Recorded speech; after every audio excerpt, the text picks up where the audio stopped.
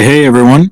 As usual, share out the room, let everyone know that we're live, and if you want to join me up here on stage, you can do so by tapping on the mic in the bottom left.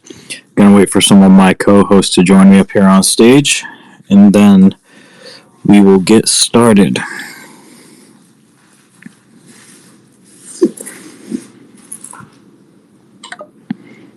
Once again, just share out the room, let everyone know that we're live, and if you'd like to join me up here on stage, or if you have any questions, comments, or feedback, please join us up here on stage.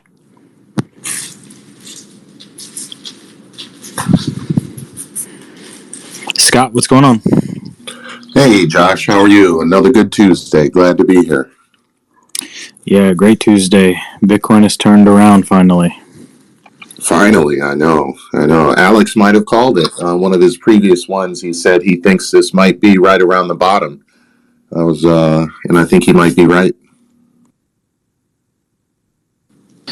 Yeah, go ahead, Zach. Yeah, it feels like we had that really large flush. I don't know, maybe 3 or 4 weeks ago now, and then even nuclear war is not hurting the price of Bitcoin. So you remember when Bitcoin gets sold, someone else is on the other side of that transaction buying it at whatever price it's trading. So if someone's selling Bitcoin at 35,000, then someone's buying Bitcoin at 35,000.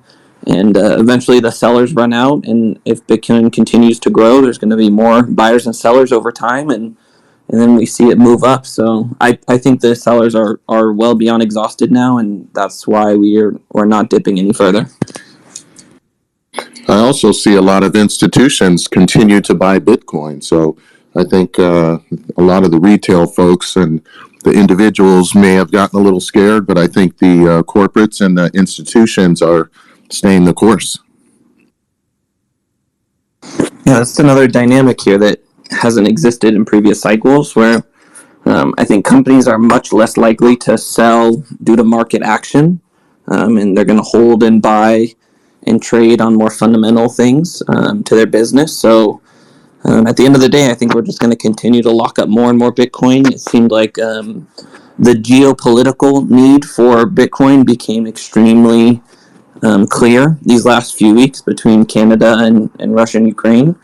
So it's really cool to see this technology becoming extremely relevant for not just payments between countries for remittances or for low-income countries or whatever like that, but any country can use Bitcoin depending on the circumstance, because it is money that's removed from the current system.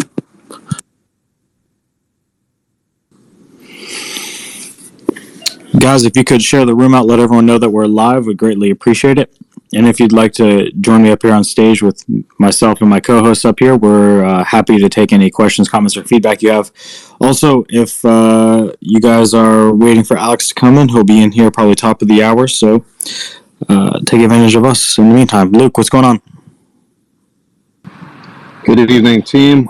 I just wanted to add kind of what you guys are opening on. It is interesting seeing when Russia entered Ukraine, you had the big sell-off. And I don't know what the Dow ended up closing at today, but I did see there was a big sell-off in the stock market today. But it seems like one of the first times that I remember Bitcoin rising with the stock market going down. So that's kind of neat to see we're starting to get a little uncorrelated. And then you got people in Ukraine, even the Ukrainian government sharing Bitcoin addresses, Ethereum addresses, and saying, help us, we need donations, using new rails for fundraising. So it's definitely it's a tragedy in the war sense and in the humanitarian side of things, but on the technology side of things, this is definitely a new day.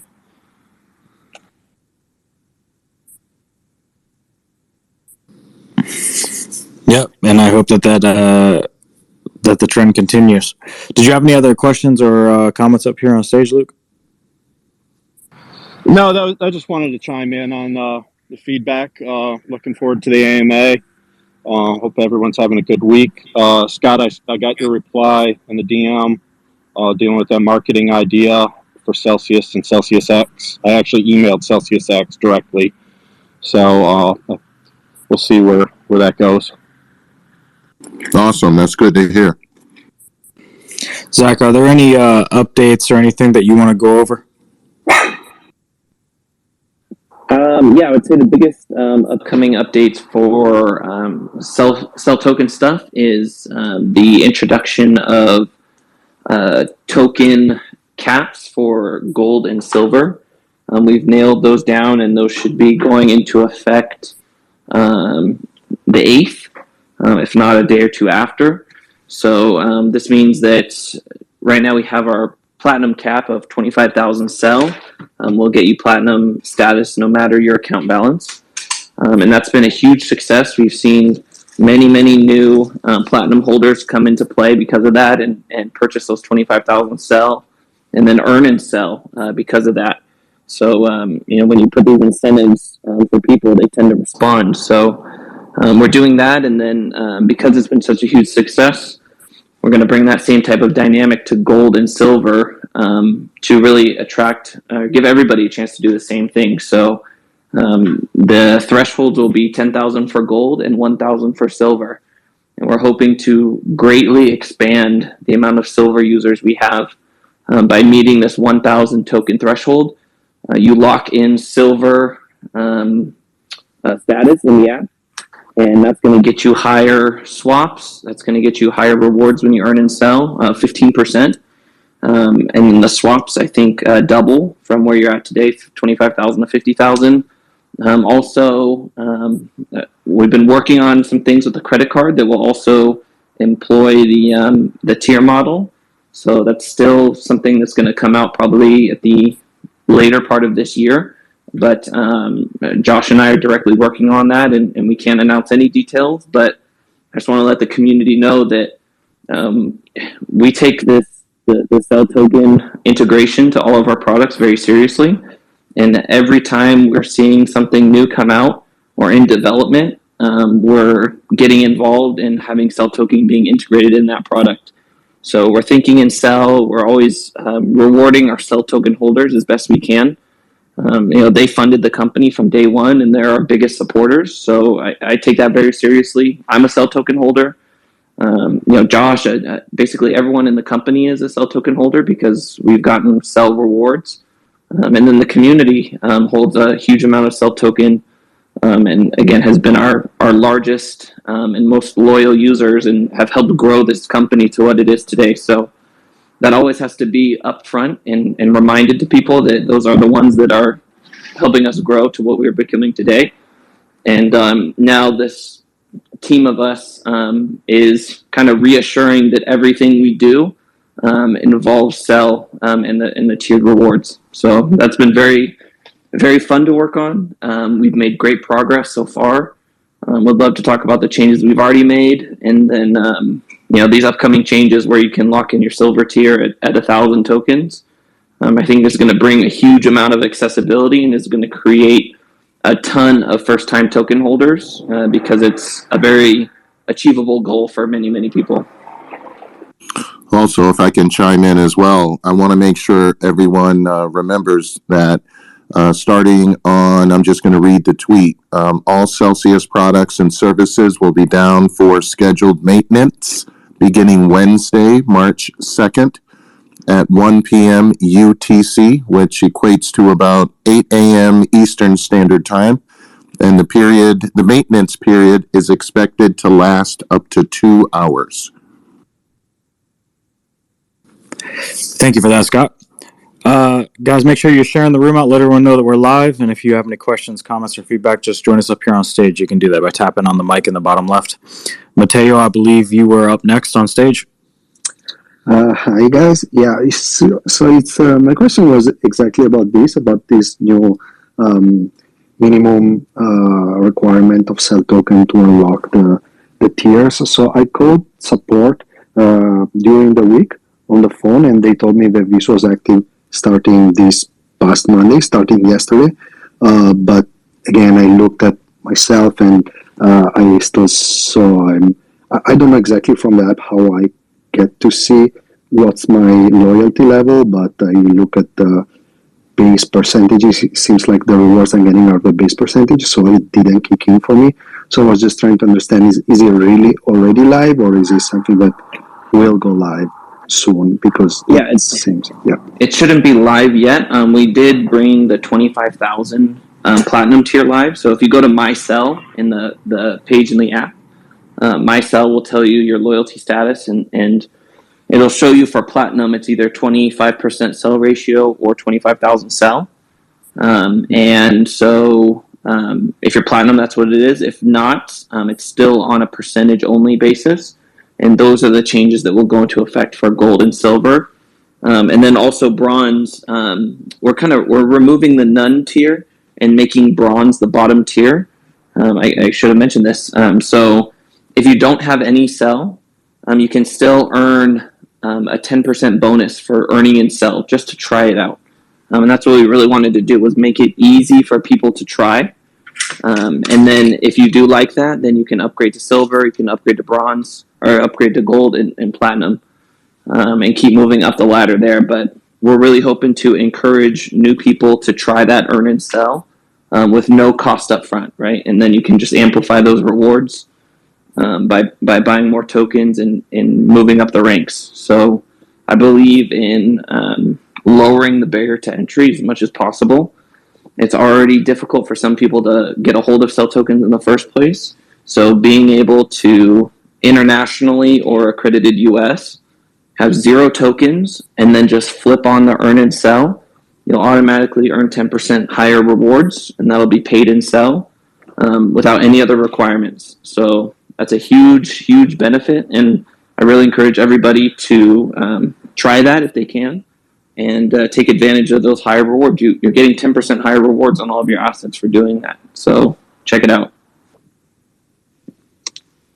all right. Yeah, that's all I have. Thank you, guys. Thanks for coming up, Matteo. Jay Gels, you're up next. Hey guys, thanks for having me up. I wanted to ask about a couple specific things. I'll just try to bang out a couple of questions real quick. Firstly, any update on the mining announcement that we've been waiting for a couple months? The REVO deal. I think there was one more, but I'll let you answer those first. No updates on those. Those will be announced when they're ready. We won't have any other information until they go live. Okay. Any updates on the CEL token roadmap or the second round of the second equity round? CEL token roadmap is in legal right now, and it's very difficult to put out some of these concepts that we want to communicate with the community. But we're still fighting that. And then equity round, last I heard, is we submitted all our paperwork and are just waiting for Bank to the Future to go live with it. Okay, great. And then otherwise, I just wanted to touch base on one specific thing. Obviously, CelsiusX just launched. Super excited for the company and some of the opportunities that's going to open up. Hopefully, we can get that 10 million of liquidity on the Celsius pairs and be able to get it so we can mint stable coins with the CEL token. I know that's going to open up some things in the future. But the CEL token wasn't integrated into the launch, which I'm sure is regulatory problems and everything else. I'm super happy with a lot of the changes that you guys have been making to CEL token and all that good stuff. But given where we're at, I would just like to express for myself, and I think some other people in the community, it would be really good to be able to get some metrics on how these different changes have been affecting behavior of hodlers on the platform. So if we're changing the silver tier to 1,000 tokens, gold tier to 10,000, platinum to 25,000, if we could get some metrics so we can see how many people are taking advantage of that, see user behavior. I know the statistic that's been in the community stats for a long time of this percentage of users are earning in CEL. There's been issues with that statistic, and if we could get some updated stats and some ongoing viewership for how that's going, and we can see how these changes that you guys have put into effect are affecting the community, it would be really good. Yeah, I totally agree with you. The one thing I can do is I can get some stats right now and have them ready for this Friday. One thing is when we first launched the accredited US program, we reached out to all of our clients that could potentially be accredited. And what we mean by that is users that have a couple 100,000 with Celsius. We figured if they have a couple 100,000 with Celsius, there's a reasonable chance that they may be able to get accredited. So we reached out to them, got a lot of them accredited, and then soon after we started making a ton of token changes to CEL. And so right now, we just started yesterday reaching out again with our updated token model and the updated rewards, the 30% for platinum, to communicate it with all of these thousands of US accredited users that have the opportunity now to earn and sell and again earn those premium rewards. So let me get the numbers. I know we've gotten some good turnout there, but let me get some numbers for you this Friday and then see what I can share on that front. But I think those are great stats and we should share them.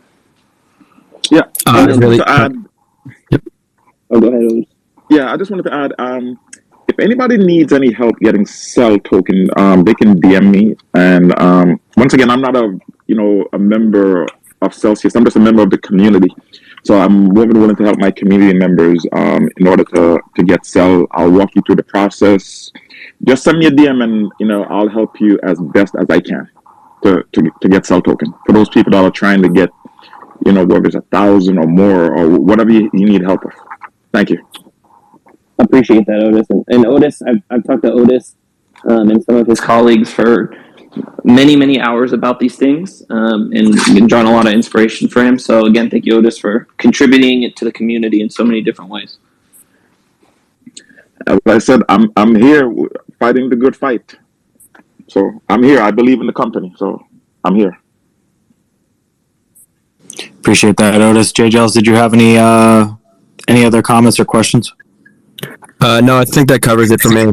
Thank you very much for that, Zach. I'll look forward to seeing some of the updated stats and how the user base of people hodling the CEL token is growing over time. I really appreciate that. Thank you, guys. Yeah, I'll try to see if I can get the total number of accredited earning and CEL and the total number of assets that have turned on earning and CEL since maybe January this year or something. And I think that would be a useful stat. And then for anyone out there curious about swaps, we don't have any updates on swaps right now. I see a ton of conversation happening on Twitter, and I've replied to a number of them, but swaps, we can't give specific information on specific places to anybody. So it's not that we're disregarding you or whatever, but due to how the regulatory works and how we can't market to certain areas and even discuss when a certain area goes live, everybody is kind of in the dark, and it's an unfortunate scenario, but that's the scenario that we have to play by. And we do intend to open swaps to many more areas, and there's high hopes that that's going to be possible.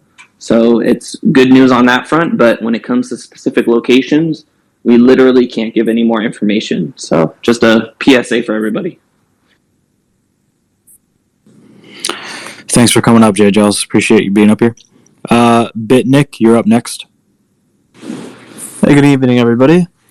I just had two quick questions. The first question is sort of about regulatory. I was looking for an update on New York State.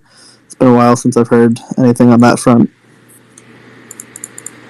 No change in New York or Kentucky or any of the other states that have had some restrictions.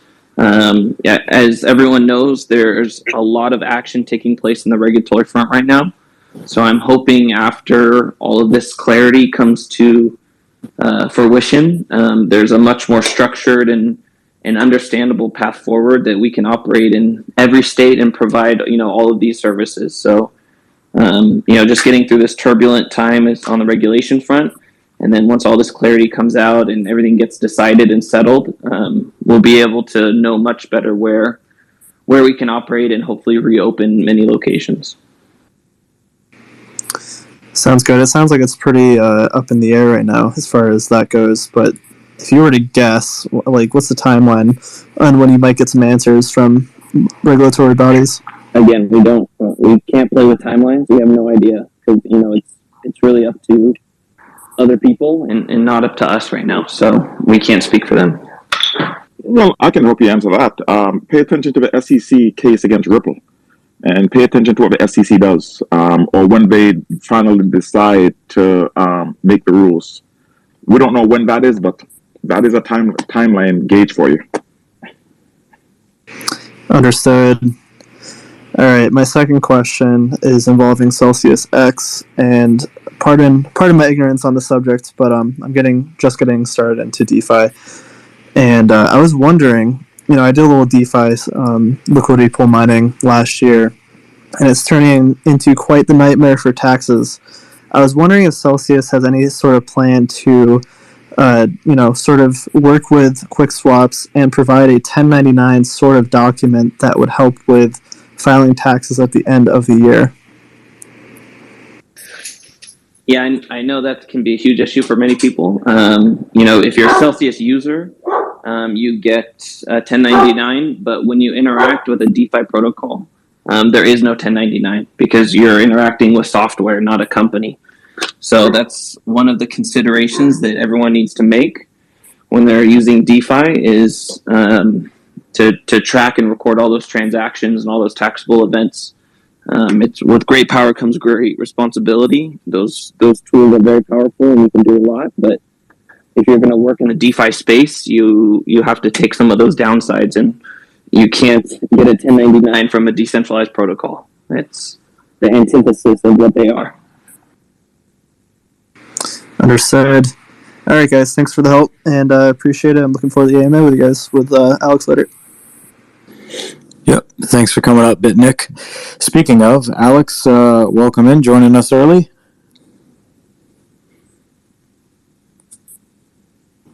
Hi, guys. How's everybody doing? I'm in early. The early bird gets the worm. Yeah, what's going on with you, Alex? I saw you guys only had 175 people in the room, so I said I'm going to come in and make sure you get over 300, Oh, well, we appreciate you. Alex, what do you think of Bitcoin rallying, 10,000 in the last couple of days? Well, there's no question that people in the Ukraine and in Russia are scared, and as many of you know, you can't really go to a bank in any of these countries and just transact, right? You can't go to an ATM machine, you can't withdraw cash, you can't buy dollars, and a lot of people are very, very, the entire Russian population, right? Russia is, I think, the 9th largest economy in the world after South Korea. So imagine the 9th largest economy in the world woke up and their currency devalued overnight by 30%, and all their banks told them you can only withdraw $20 a day. What would you do? Would you buy some Bitcoin? Hell yeah. Oh, yeah. 100%. So all that demand is retail demand from these two countries. That's just what two countries with just a little bit of shake up, that kind of demand is generated so quickly, right? So, and I think I was talking about it with my wife yesterday and asked her, how long do you think it's going to last? And she's like, this is just the beginning. You haven't seen anything yet. So I think there's definitely going to be, as things get worse and worse, because Putin is not going to step back. He's not going to be defeated in Russia, in the Ukraine. That's like his entire legacy is at stake. So he's going to fight the fight. And you saw the resolve of the Ukrainian people. Obviously, we're doing everything we can to help them raise money and do other things that we can do to help people fighting the good fight. So I think this conflict is going to, I'm not saying it in a positive way, obviously it's a negative thing, but it's definitely going to help Bitcoin and other cryptocurrencies to because of this incremental demand that's going to come from here. And I think other people, other countries also look at this and saying, what if this happened in my country? What do I do? Right? Because now you've seen it in multiple places. When you see Canada strip people of their bank accounts, you see Russia, Ukraine, you see Venezuela, Argentina, Lebanon, and Turkey, right? Armenia. I can give you 20 countries that all have issues with their banking. Obviously, Venezuela and Cuba and all kind of other places, but all of that legitimizes Bitcoin as an alternative, as a viable alternatives, right? So I see us. I think we're going to have some resistance at that 49,000. If we can break through that, we're going back to previous highs, which is 66,000. That's my prediction.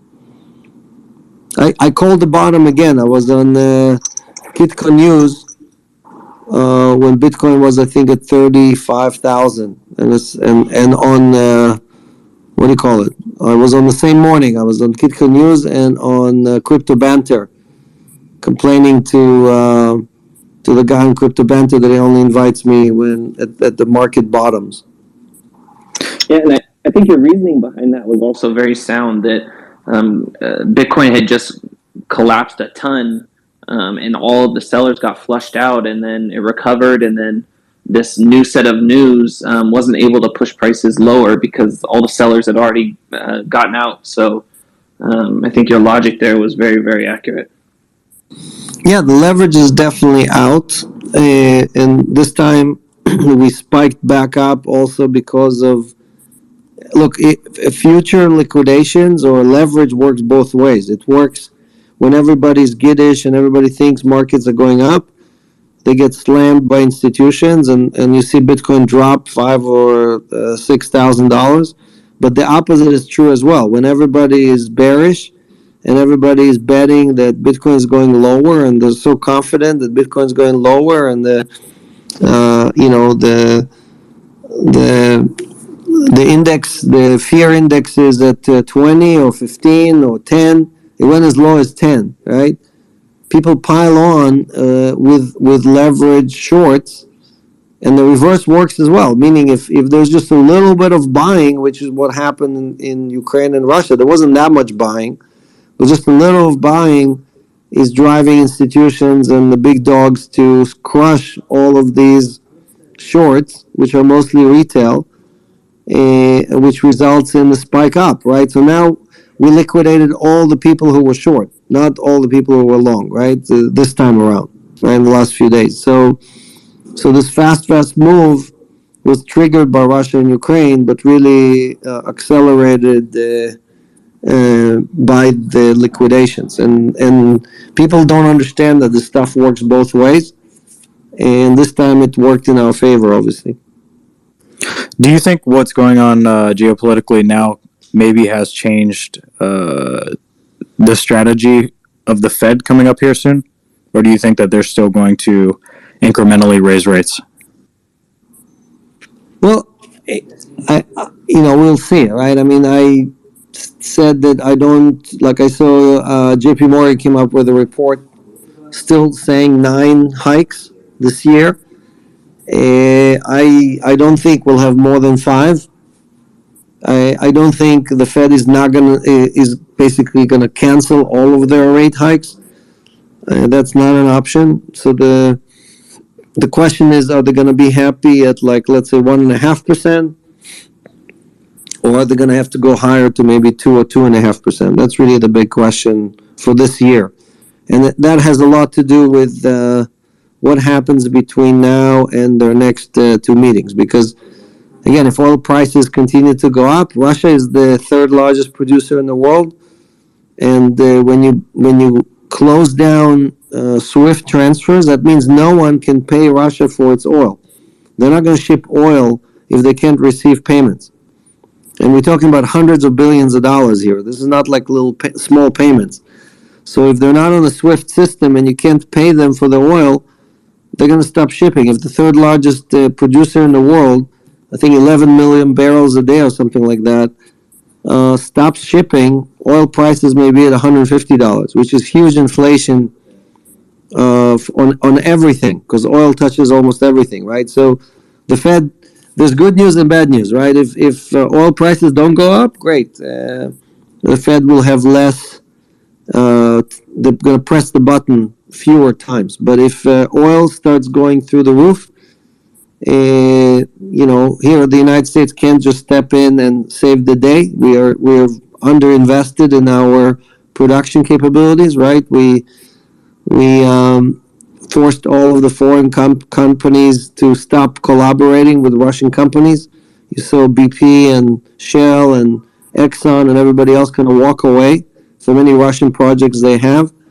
So this could be accelerating inflation instead of slowing down inflation, right? So we have to wait and see what's going to happen. Now, at the same time, again, it could cause a global recession. And if there's a global recession, there's less need for oil, and maybe oil prices are going down. So there's several scenarios here that are viable scenarios, and we have to wait and see how bad is this war going to be. Like if Putin is really fighting an entrenched war, like a building to building, hand to hand fighting between Ukrainians and Russians, that may last.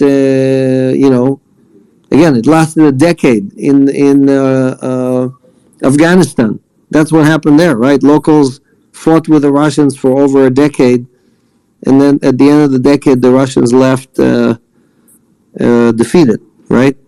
So, and we obviously didn't learn anything from that lesson, and we showed up and said, "But we're the good guys. It's not going to happen to us. We're representing democracy. We're not representing communism. These people are going to love us." Moving on. All right, guys, let's go full on Q&A here. But before we do, can you share out the room, let everyone know that we're live, and if you want to join us, just tap on the mic in the bottom left. I believe, Craig, you're up next. Hey guys, I was just going to give one stats, what they were talking about earlier before Alex got on here. According to the Rewards Explorer, of the top Celsius reward earners, before they implemented the $25,000 or 25,000 token platinum user, there was about 200 Celsius that were bronze or higher, and currently there's about 300, so that's a 50% increase. So it seems like that plan is working. My only question is to Alex is, would this conflict with Russia and Ukraine affect Russian Celsius users at all? Well, again, the blockchain does not recognize SWIFT or sanctions or anything like that. It doesn't care if you're if you're whatever. We don't have any legal requirements to restrict any Russians from transact. Well, I shouldn't say any Russians. We have no restrictions on people who are not on who are PEPs, like politically connected people, right? Or who are on the OFAC list. So there's all these lists that different governments publish that tell you who is a person that you're not allowed to do business with, and we basically, as long as people give us their identity, we restrict only the people who are restricted. So in Russia, there is a long list of oligarchs, and now Putin is on that list, and the foreign minister, and others, right? So those people, if they try to open an account with us, we are not allowed to transact with them. But otherwise, there are no restrictions as far as I know, there's no other restrictions on average Russian or Ukrainian people. The opposite, I don't know if you saw, we published that we gave every Ukrainian account holder $25. We have 3,700, I think, in 24 accounts. So that's that's how we take action to help all the people affected. And we were one of the first to post and help raise money for Ukraine crypto assets. I think now it's like that. Those wallets now have, I think, close to $30 million in them. All right, great, Alex, and congratulations on the new CFO. That's awesome. Yep, he's definitely major leagues, right? He's like a all-star. Thanks for coming in, Craig. Next up is John. Hey, thanks for inviting me up here. I just have a quick question for Alex or the team here. Wondering if you guys have a program at all to sort of to do a balance transfer type program, for lack of a better term. Maybe it already exists, but let's say I have some crypto and digital assets on a different platform, and then have like a loan with that platform, and want to just move all my crypto over to Celsius, but pay off the loan that I have, and then I would obviously have a loan with Celsius instead. Is there an easy way to make that kind of a transfer of assets and just switch platforms and move over to Celsius?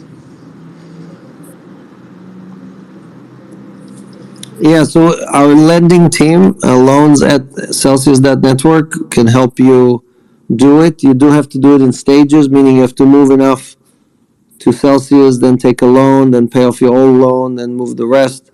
So it does take several steps. There's no loan transfer or balance transfer, kind of like what you can do with credit card companies or banks, like mortgages. None of that exists in the crypto space. BlockFi and Nexo are just like banks are not your friends. BlockFi and Nexo also not our friends. So we don't have any collaboration with them on any of this stuff. They don't want to transfer any loans to us. So you do have to do it in steps. I would just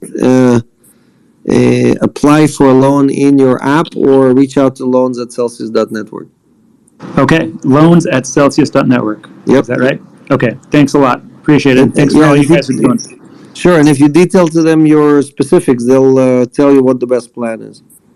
Okay, yeah, I'll do that. Yeah, I was a customer of Celsius a long time ago, and I think when you had the new terms of service, I kind of got skittish, just because I've dealt with the federal government as an attorney here in Las Vegas. And anyway, not to ramble on, but I was hesitant to sign that, but once I took the time to actually read it and carefully look at what you guys are doing, and then also, following this space and always listening to you, Alex, obviously there was no reason for me to lose any confidence, and so I want to repent from my mistakes and get my assets back over with you guys, and not with the people that are not my friends. No, I appreciate it. There's only one thing we love more than existing Celsius is repeating Celsius. Okay, so you get... And now we have over 100 employees in Las Vegas. So we're definitely a big employer over there, and we plan to hire at least 100 more. That's awesome. That's good to hear. And by the way, congratulations on that. And I've lived in Las Vegas for 16 years, and local politicians and business leaders are always talking about how we need to diversify the economy and bring in something other than just gaming, hospitality, and whatnot. So I was really happy to see you guys setting up shop here, and glad to hear you're expanding. And I talking with friends of mine who are in politics, and I'm sure, Alex, you know many of the same people, but I would love to see Las Vegas become much more of a crypto-friendly hub. I mean, there's no reason Las Vegas shouldn't be like an Austin or Miami type vibe. I'm curious what your thoughts are of that now that Celsius has been in Vegas for a while. Well, we brought doing good to Vegas. I don't think anyone has done that since Vegas was created, So well, besides me moving there. Exactly. Normally, what happens in Vegas stays in Vegas. We're like the opposite. We're like what happens at Celsius. We want everybody to know about it. So, I think Vegas is amazing talent, right? And it's from all over. It's like kind of, again, it reminds me of New York, because like you walk around and no two people are from the same place, right? Very few people were born in Las Vegas, so it's definitely eclectic culture. And I think our largest event, or maybe the second largest event we ever had with Celsius, was in Las Vegas at the Tao restaurant. We filled up that room. I think, again, people were super excited. We had a great event for the community, and people came from all over for that event. Drove and flew and oversee all the local people. So definitely one of my favorite moments, standing on top of that bar table and talking to everybody. So we'll do another one soon. Awesome. Excited for future events. Thanks a lot. Alex, maybe you should do your next AMA standing up on a bar or on the desk. Yeah, we should. John, thanks for coming in. Appreciate you coming up. Next up is Yazzie. Hey, how's it going, guys? I had a question about, I guess, the debit card or credit card you guys are coming out with. First of all, is it a debit card or is it a credit card? A credit card, not debit, credit. Oh, it's a credit card, right? Correct. Okay, and will it be available to New York residents? Because usually New York residents don't get anything. Right, and we don't have any of these details yet. It's still in development, and these things take a lot of time. So on the credit card, we don't have any specifics, including exactly where it's going to be available right now. But it's going to be a U.S. product, but I don't have any more information beyond that. Well, okay. We do have a waiting list online. I think it's on the website. So definitely, if you're serious about getting one of the cards, we will give priority to the people who signed up on the site. I already I joined the waiting list. Perfect. Yep. Even for the swaps, I've joined to be the beta. But it's like I said, New York residents, they usually don't get anything, so it's I'm starting to expect it whenever an announcement comes out. We usually don't get anything. So I mean, I know you guys are trying to follow the rules and stuff, but yeah, yeah. All these guys protect you so well that you'll never make it to financial freedom. Yeah, and I wanted to tell Alex, I sent you a DM. I know you get a lot of DMs, and you're probably pretty selective about what you read. The DM is about I was asking you about certain roles within Celsius. I used to work at Morgan Stanley as an associate project manager in New York, and I'm currently working at UNICEF headquarters right now. I recently just got a few offers from Goldman Sachs and Microsoft, but I declined those offers because I prefer not to go that route. I wanted to know if you guys have like available roles at Celsius.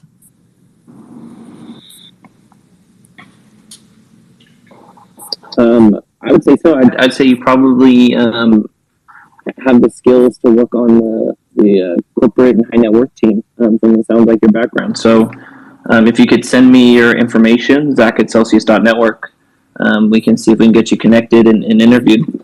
Okay, so I'll send you a DM after this. If you could I'll try to get your email address, and I'll send you my resume, and then we'll go from there. He just gave you his email, but send it to CEO@Celsius.network. Okay. Okay, you got it. We'll get you going. Sure. Thanks. If you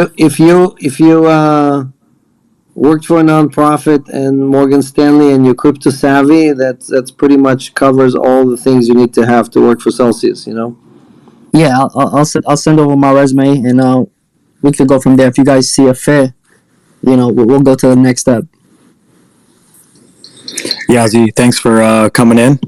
Appreciate that, and good luck in getting a job here at Celsius. Thank you. If you guys are just joining us, make sure you're sharing out the room. Let everyone know that we're live, and don't be shy. Feel free to come up on stage and share any feedback you might have with us, or if you have any questions, we welcome all of them. Next up is Tecmo. What's going on, everyone? This might be a question for Zach, but obviously Alex knows everything, so feel free to answer it. I know you guys are working on sort of like the last step for the fiat on-ramps, and just kind of trying to push through with whatever regulatory issue is going on. In the interim, like let's pretend that doesn't happen for a short time or whatever. Are you thinking about adding GUSD at all as a swappable pair? Because that would allow many of us to get GUSD on the platform for free similar to the fiat on ramp, and it would just be one extra step, but still a zero fee option for us to then be able to swap into other assets. Yeah, I can't speak on that. We just had a presentation this morning actually about Fiat Gateway, but again, I don't want to go into the details there until we start launching it. So I can't say, and I'm not quite understanding your workaround solution. Okay, sorry for if I didn't explain it well, but right now USDC is the only swappable pair for everything else, every other asset, and it, because that's an ETH based token or whatever, you have to pay that most of the time to get it on to Celsius, right? Now maybe CelsiusX will help with that too. But right now, Gemini offers, and I'm not trying to tout Gemini. I know you guys can't like promote one platform over the other, but you can buy UGUSD for free on there and then withdraw it for free to Celsius is what I've been doing. And so like that would give me a sort of like a short term solution until fiat on ramps solves everything. Yeah, there shouldn't be a problem for us to add GUSD. The only thing, reason it's not there yet is because we were launching coins in stages. So, Zach, if you want to ping Matt Morton just to ask him when it's coming, I'm sure he has a date for you. All right, and we'll post that when we have a date. But again, there's no legal or compliance reason. Again, we support obviously GUSD now for I think over 3 years, so no issues.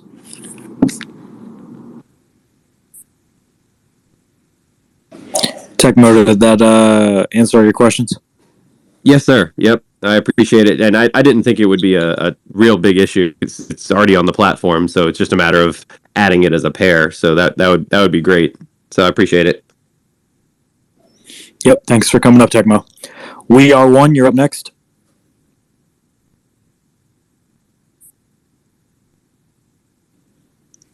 We Are One, if you're speaking, unmute yourself. There you go. Thank you, guys. I've got a couple quick questions. I know y'all follow all the stuff in your legal team. Probably read the BlockFi settlement over and over again. I've got a couple friends that's gotten into crypto recently. They've got some accounts with Nexo as well. And what they were telling me is that Nexo is stopping all new deposits or new users, something like that. Existing users are going to get to continue to earn stuff on their platform. It sounds a little bit like what BlockFi is doing. I know they're supposed to be re-releasing some product so that their users that got hit from the SEC gets to start earning interest again. I was curious to know if y'all have actually thought about doing anything like that ahead of anything, or if the question is the SEC actually said anything, or is everything that's been done so far been on a state level with Celsius? Yeah, we don't have any lawyers in the room, so I don't have an answer for you. But again, we collaborating and cooperating with all regulators. Like when they ask us to do stuff, we do it. Right, that's our policy, and when we have instructions, we'll follow them. Right now, I don't have any changes to announce to anything we're offering. All right, and here's another thing, kind of along the same lines, but this one you might have something you could speak out more to. Y'all filed an exemption with the SEC from the very start. Given the settlement with BlockFi, and I know it's a settlement, what kind of implications would that have? I was thinking in my mind, the whole Ripple and SEC case and the fair notice stuff they're doing, even though that's a separate issue. It's like BlockFi agreed to settle on terms, and a lot of the stuff in there is similar to what Celsius does, not exactly the same. But since y'all filed an exemption, would that be the same premises? If the SEC did say something later, why wouldn't they have said it since y'all been up front from the start? Yeah, so the exemption has to do with us offering for sale CEL token at the ICO 2017. Right, it has nothing to do with the yield product or loan product or any other products, right? So BlockFi does not have a token, so none of that applies to them, right? But other companies that do have tokens and did not file with the SEC are having issues, right? It's not just Ripple. I think like over 100 companies received requests for information or subpoenas or other things from the SEC about their token offering. So these are two unrelated items, and it's not like one is affecting the other, right? These are separate issues. Alex, overall, though, our approach to the regulatory front has been very, very conservative, and that's been a main part of Celsius's strategy, again, since from the beginning. Do you think that's going to end up giving us, are we going to have good results at the end of the day because we were so cautious on this front? Well, again, you can never predict anything with, either politicians or regulators or people like that, right? They all have their own reasons they do things. I mean, we hope they treat good actors better than bad actors, but I don't have any information right now to give you that is different from everything we already know. So we're waiting, and we continue to improve our product. I think all of you would definitely agree with me that version 5 is better than anything else we had before. And, again, if you do good for your customers, hopefully everybody else will notice. There's no, I don't know anyone that can say, oh, I got hurt from Celsius. I use Celsius and I got hurt. I'm really doing badly, because I earned some tokens or I took a loan or I swapped on the Celsius platform.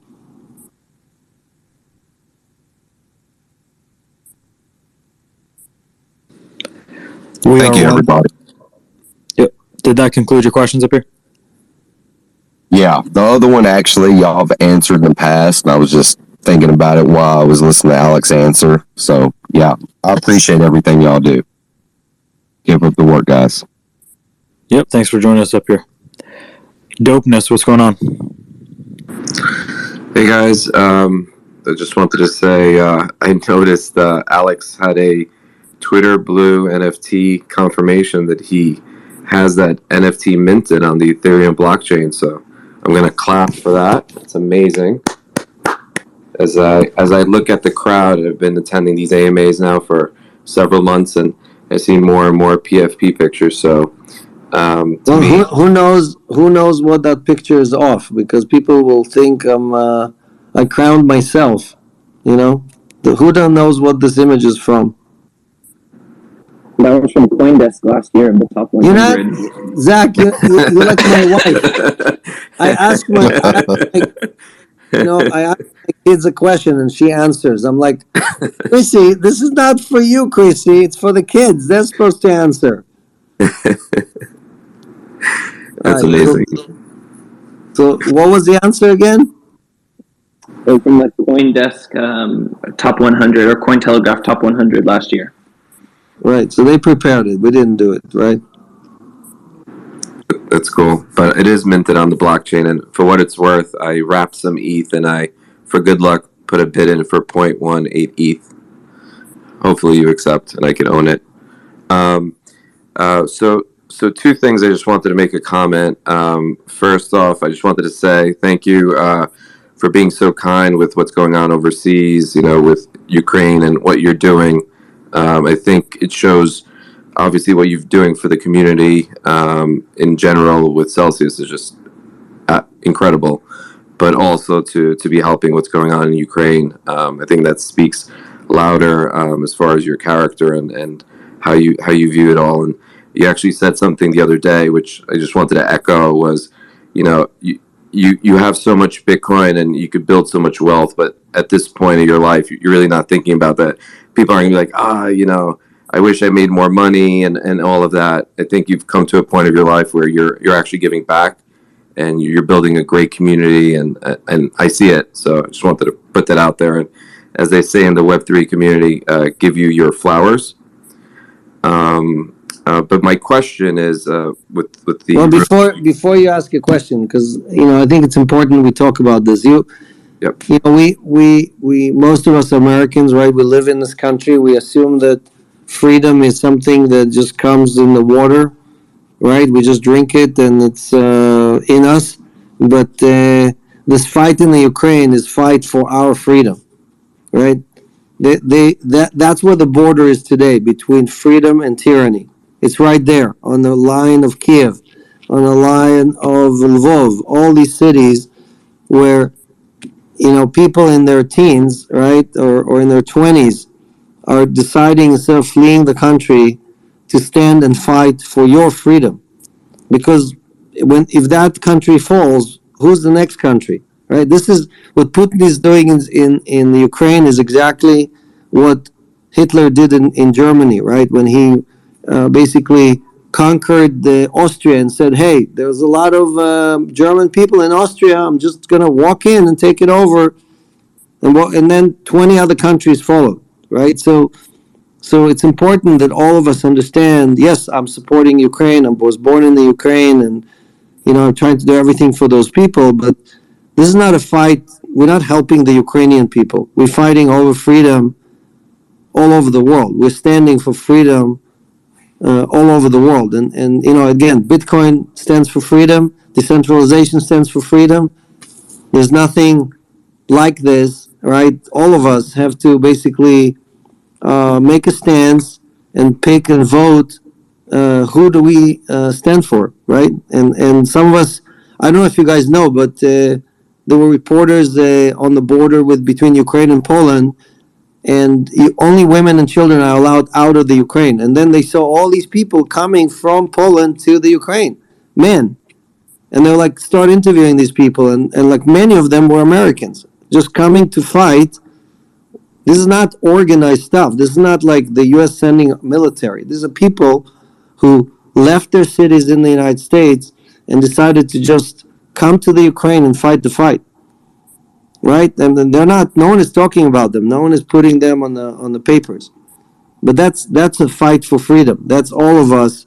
Some of us vote with our wallet. Some of us vote with Bitcoin. Some of us actually get on a plane and go and fight with the, brave people over there. So I just wanted to recognize them because, they're fighting for all of us.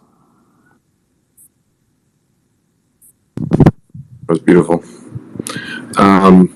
Yeah, and if it's okay, this about market dynamics. It looks like Bitcoin, hit some lower highs, from 29.5 and then 33,000. It seems like we're going up. There's rumors with the ruble getting devalued, and the market cap of Bitcoin is actually higher than the total value of the ruble, which I thought was a pretty cool metric. Any thoughts where we go from here with Bitcoin? Yeah, so again, this spike that we saw right now is a combination of some buying by Ukrainians and Russians and liquidations of shorts that basically, if you were short, you had to either close the contract or buy back the Bitcoin, depending what you're using. So that's a one-time event. That's not a momentum kind of that's going to take us to 60, 70, or $100,000, right? So from here to get, we're going to have resistance 48, 49,000, right? That's just where we were hanging on before. So before it was support, now it's resistance. We need to break through that with a lot of volume, right? So you need to see breaking through it, maybe retesting it, breaking through it again with a lot of volume, right? A lot of dollars or stable coins being spent to go through those levels. If you get that in the next few days, that means we're going back to, the high 50s or low 60s, and then we're going to have resistance there again. So it's just about different levels, and are there enough buyers out there to support those levels? I definitely seeing people who were short kind of covering all their positions. Look, we've seen in Celsius just today, we've seen several $100 million worth of repositioning by institutions from short to long. So these are all good signs. And, what we need to see if this rally has legs. And to get there, again, I think continued stress in the Ukraine and in Russia, in a way, is a good thing for Bitcoin. Obviously, it's not good for the Ukrainian people, but it's a good thing for Bitcoin. And any uncertainty around the world is going to convince more and more people to scratch their head and say, "Gosh, if the Canadians are buying, if the Turkish people are buying, if the Argentinians are buying, the Ukrainians are buying, the Russians are buying, maybe I should be buying some Bitcoin too," right? So that is our bull scenario. There's obviously, again, if the war gets much worse, I think Biden is about to speak in the next few minutes, so we'll see what he says. State of the Union today, right? Hopefully, he's not going to announce that we're going to war over there or something like that. But if there's war, Bitcoin will lose value. Bitcoin will crash because it's still correlated to the stock market. And if the stock market goes down 10%, Bitcoin will go down 20 or 30%. So we are definitely in a very difficult situation, right? It's not clear where we're going. But if you're a hodler, it doesn't matter, right? If you're a hodler, again, if you're earning yield and you're earning it, then you can weather the storm as long as you don't have any leverage. You can get through this. You don't have to worry about it, right? Because you're a long-term holder. So, but if you're a trader, this is a very risky and difficult situation.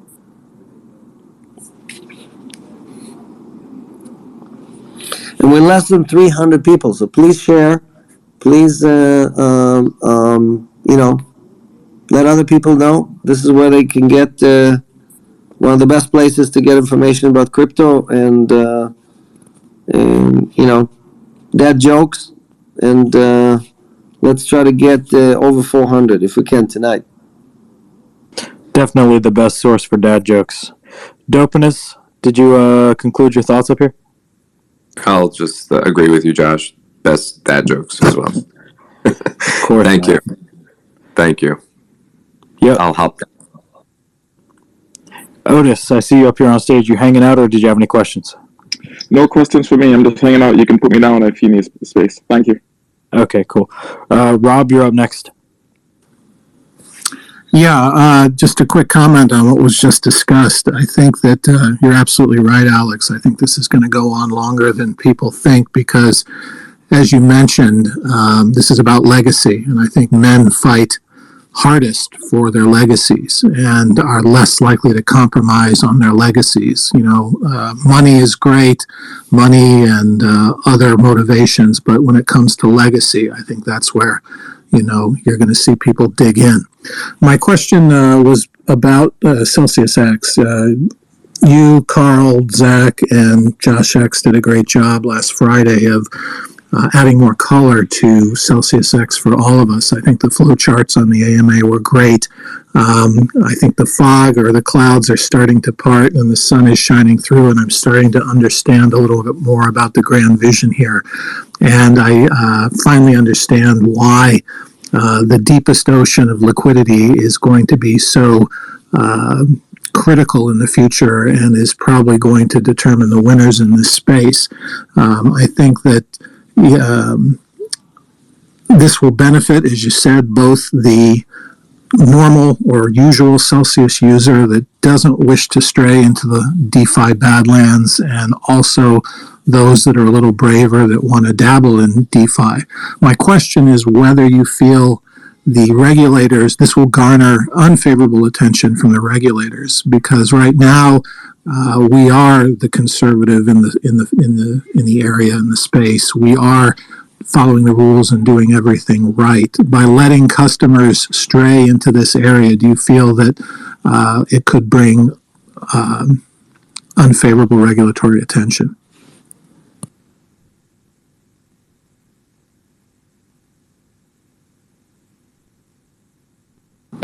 Yeah, I don't think regulators are against DeFi. I think they're against no KYC, no AML, and Wild West, where there are rug pulls and people's money is getting stolen and all that stuff, right? So again, the issue is not DeFi or CeFi. The issue is regulators know that there's always bad actors, and they are basically think that they are the only ones out there to protect the innocent, right? That they kind of see it as their job, and they're basically saying, look, we rather have protect the innocent than allow everybody to earn yield or get to financial freedom or all this other stuff. Because if we have to restrict 90% or 95% of people out of something, so we protect 5 innocent people, then we'll do it, right? That's our job. That's our charter. That's our responsibility. And so right now they're kind of baffled as to how do we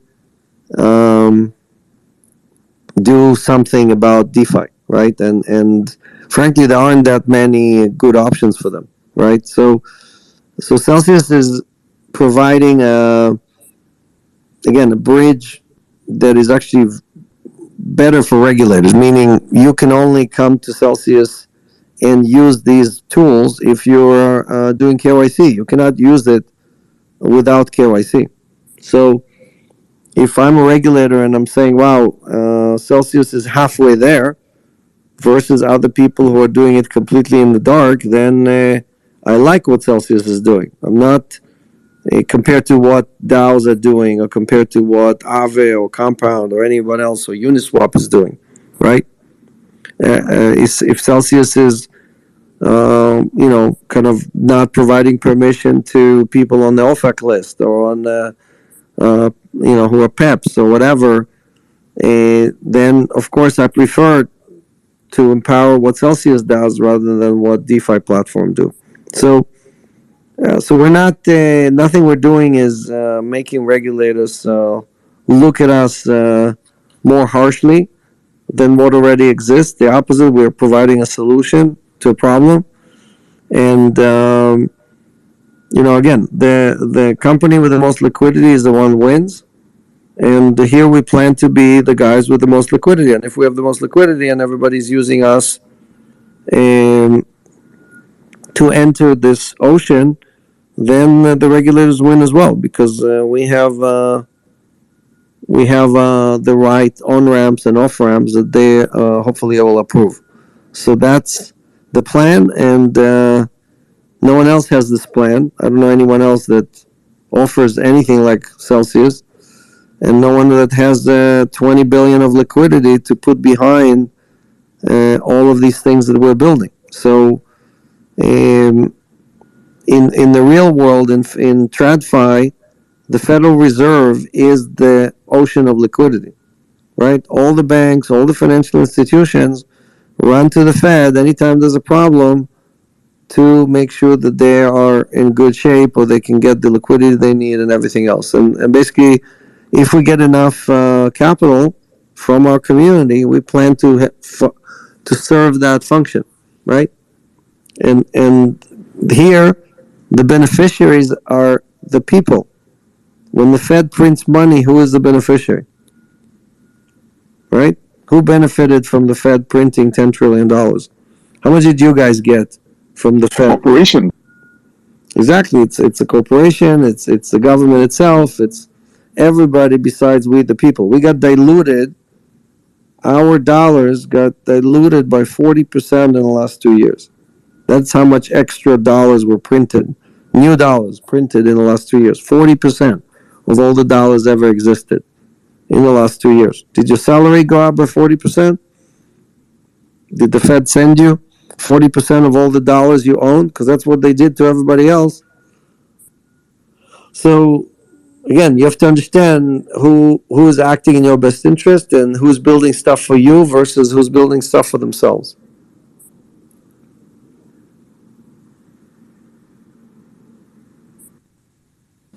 Rob, did that conclude your questions here?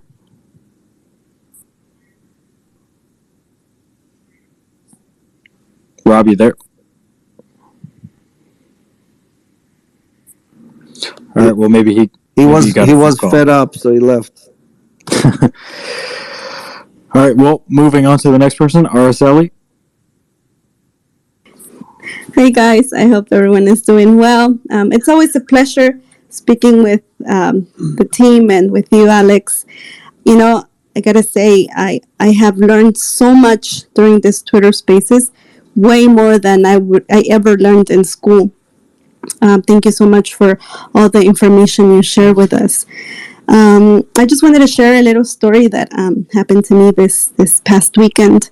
So we went out to eat, and when I was ready to pay the bill, the waiter came up, and I asked him. I said, "Hey, do you take crypto as tips?"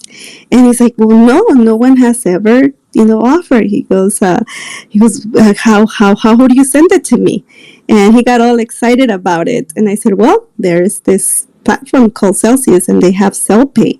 I can actually, send it to you via CelPay, and you just have to click on the link, download the app, and just, do KYC, follow the instructions, and then you get your tip in crypto." And he was extremely excited. He took out his phone. He's like, "Okay, let me show you." And I realized that the CelPay function in the app is extremely undervalued. No one talks about it. And I was wondering why. Why is that? Why isn't that emphasized a little bit more? Is there like any sort of legal or compliance reason of why CelPay it's not being talked about? Yeah, no, it's a great question. I think CelPay must be like a stepsister or something, because we barely talk about it. So it's like the Ukrainian stepsister, No, I'm just kidding. There's no reason. I mean, we should definitely spend more time on it. Internally we talk about it that it's an orphan, meaning no one in the company actually owns it and runs with it. But we're gonna change that. We're gonna put a few people, hopefully in the marketing team, to really focus on CelPay. It's not available in all the states, but where do you live? Which state? I'm in beautiful sunny California. Yeah, so California is pretty friendly, so friendly state. So you can definitely use it there, and but I think it is restricted in New York State, as an example. So, but if you have it, it's one of the best ways to refer other people, to bring other people into crypto. And it basically, if you send them a link, you can send it to WhatsApp or email or SMS, any of your messaging stuff, right from the app. You just it's basically like Venmo, but it's for crypto. And if they don't redeem the money automatically goes to your wallet after 7 days. So you don't lose the money, right? Either they redeem it and it's in their wallet, or if they don't use it, then automatically it goes back to your wallet. And you can also obviously send them a referral link on top of it, and then you make $50 and they make $50, right?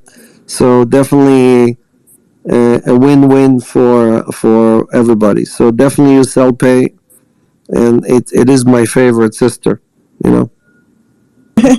Yeah, well, I was just, wondering. Thank you for answering the question, and I will definitely start using it from now on, because it's a great feature of the app, and I will scream and say it out loud. I've been with you guys for a couple months with Celsius since August last year, and I have made it my mission, right, to spread the word about Celsius, and I tell people about it, and some of them are very skeptical about it.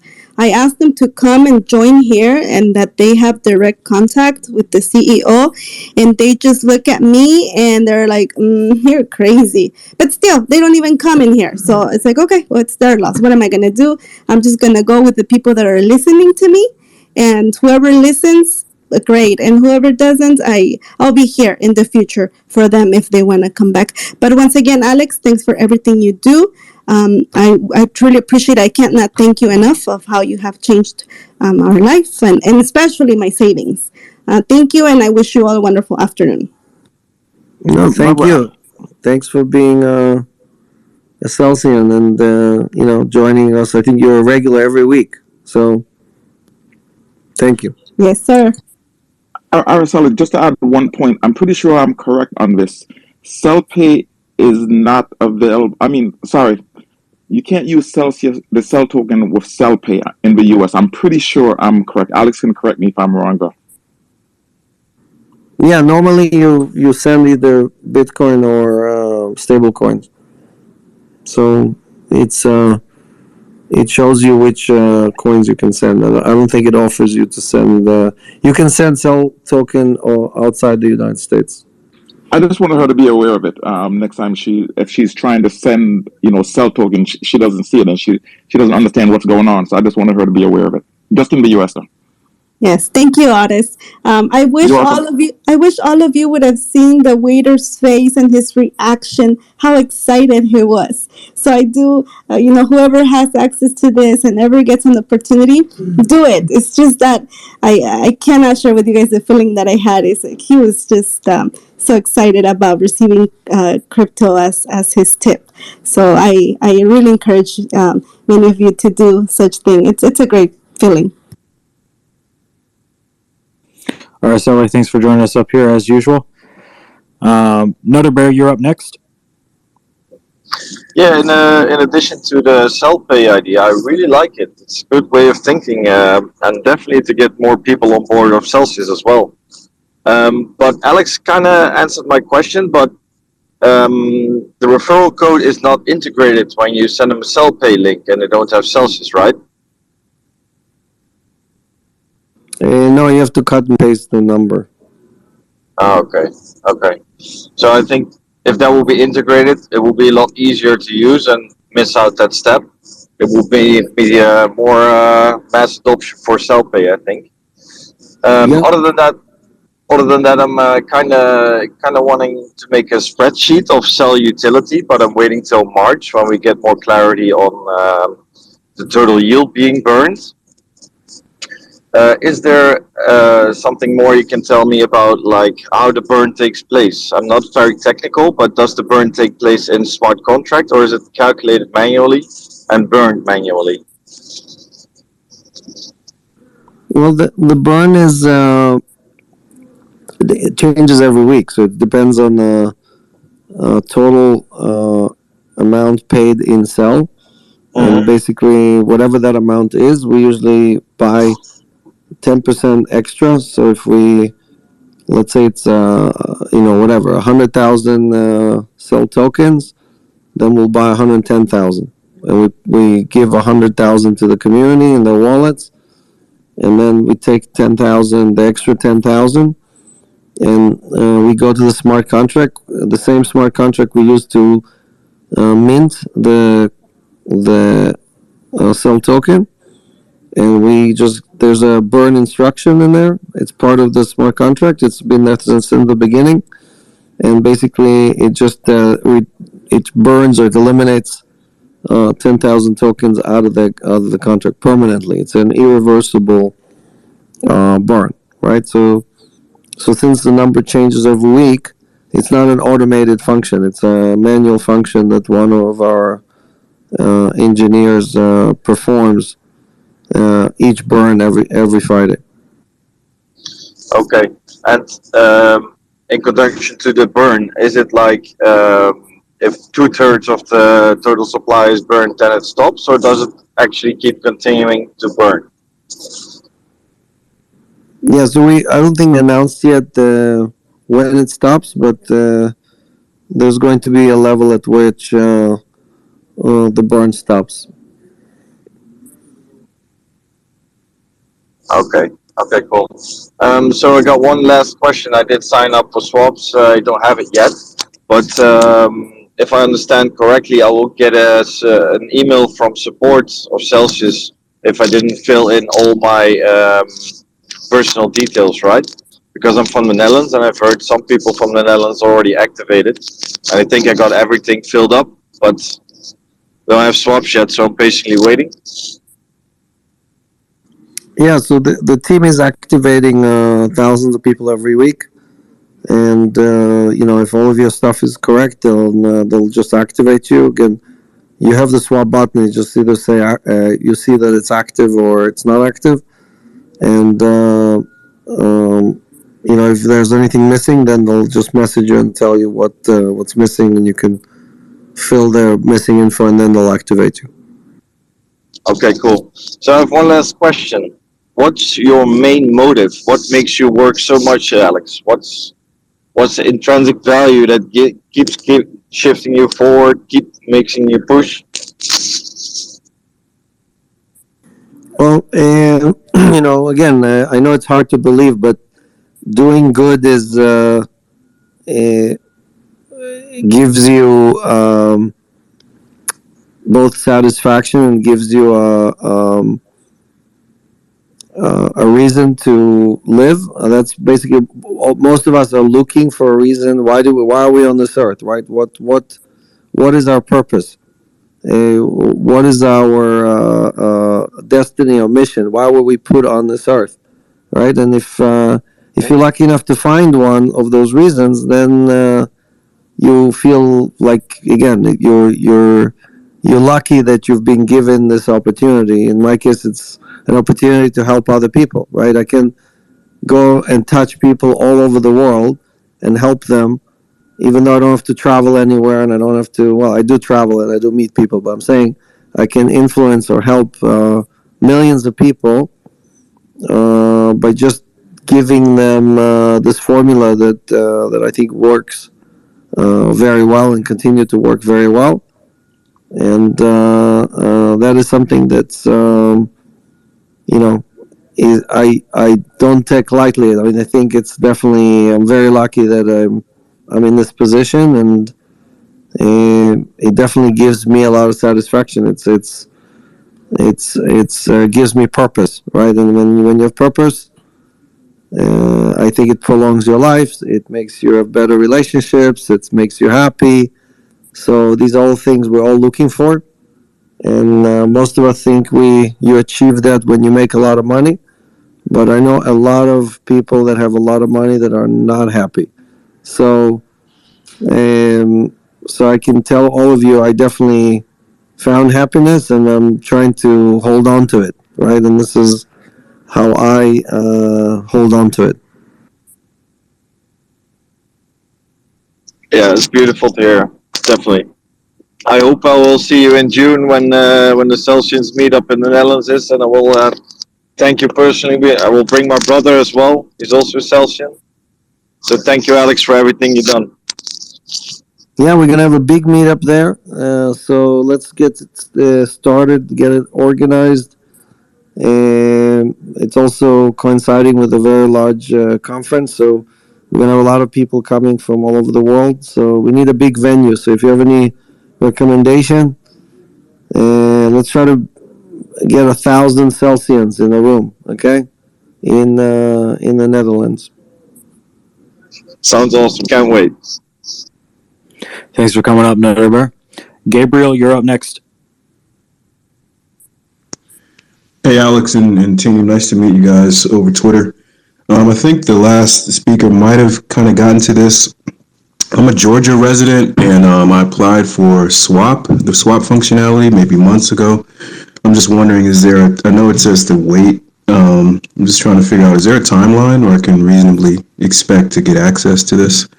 And before you answer, I just want to say thanks so much for your platform. I've used your loan product, excuse me, to invest in some of my businesses borrowing against my Bitcoin, and it's just been a godsend. So thanks so much for all you do.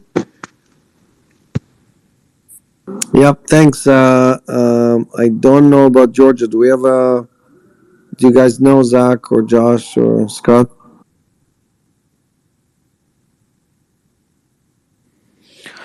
I don't know off the top of my head. Zach, do you know? I'm not sure either. I don't believe we do, but I'm not 100%.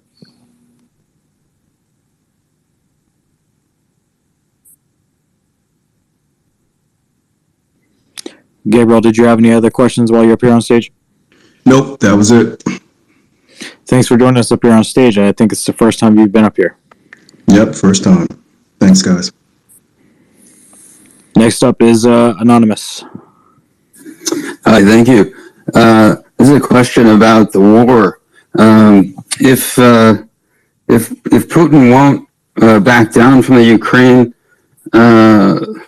won't we be lured into escalating into war? And is our only hope the Russians standing up to the tyrant? Or how naive am I that that's possible? Can the world help? Can Celsius perhaps help Russians stand up?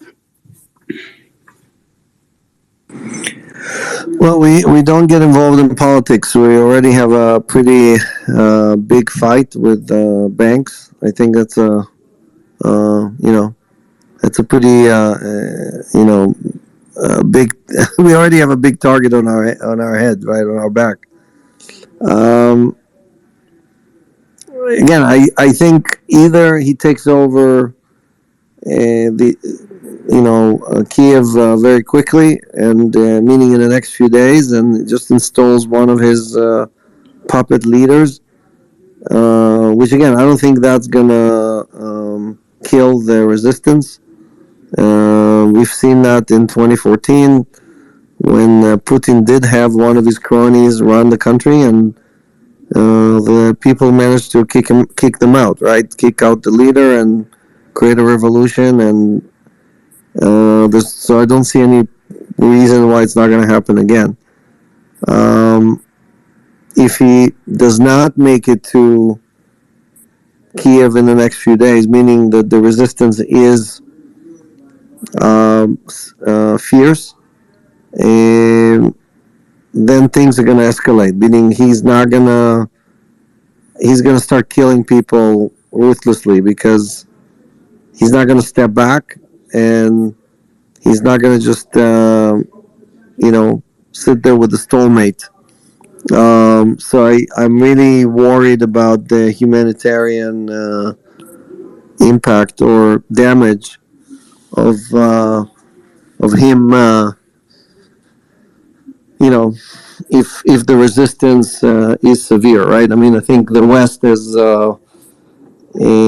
sent tens of thousands of these anti-tank missiles and anti-aircraft missiles from all over the world, right? From Germany, from all kind of countries, and the problem is going to be that all of these weapons may actually, be able to create a real war between the Ukrainian people and the Russian army, and it's a big army, right? So if things get stuck around, basically they're going to surround Kiev and they're just going to bombard the city. There's going to be a lot of casualties, and that's like the nightmare scenario for everybody, because that's going to be a very difficult situation. I don't see the West stepping in to pick a war with Russia because of the nuclear weapons and everything else. And I don't see anyone inside Russia standing up to Putin and making him, taking him down or replacing him or anything like that. So none of the scenarios are good scenarios,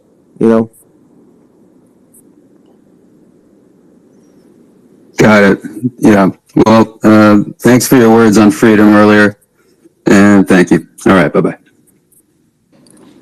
Thanks for coming up, Anonymous. Matthew. Hey, Alex, thank you for your comments on the situation in Ukraine, and thoughts and prayers go out to everybody involved in that. I had, I guess, a comment and a question. Comment is based on Tecmo's comment earlier about GUSD.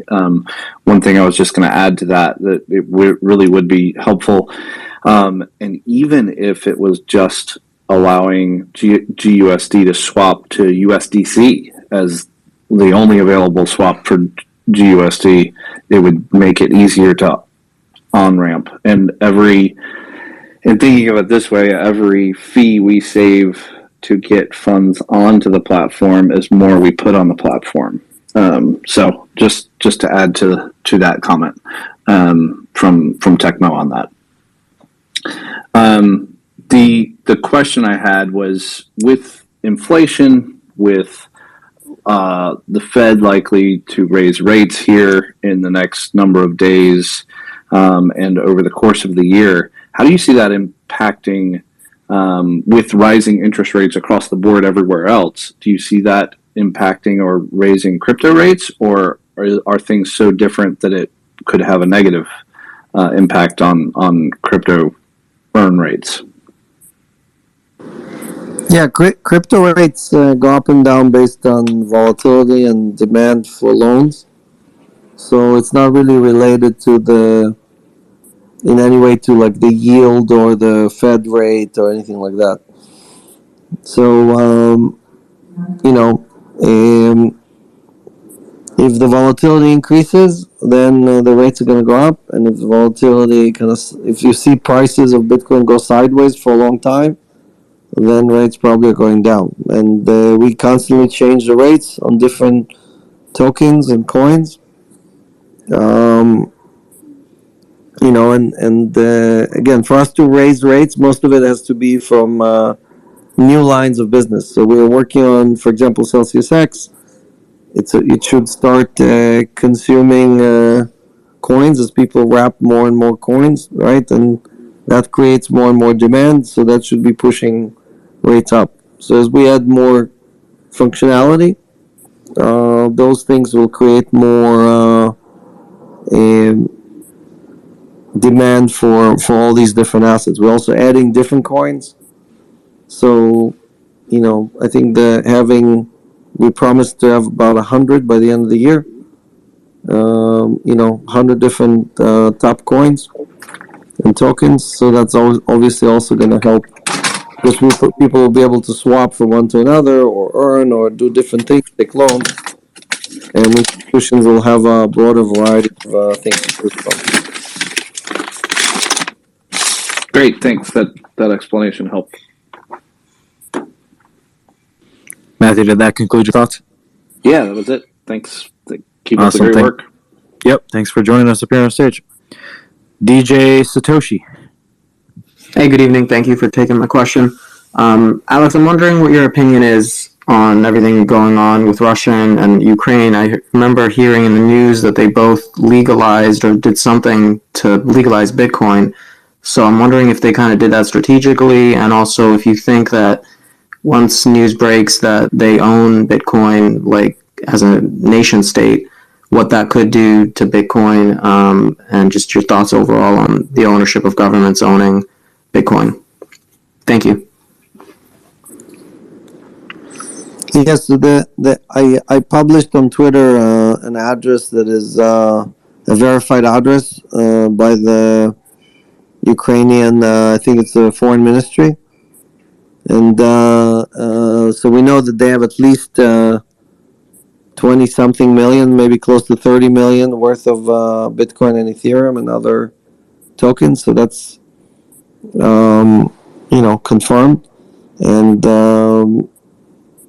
I think they were planning to, basically, their plan internally was more about kind of bringing crypto more to be more,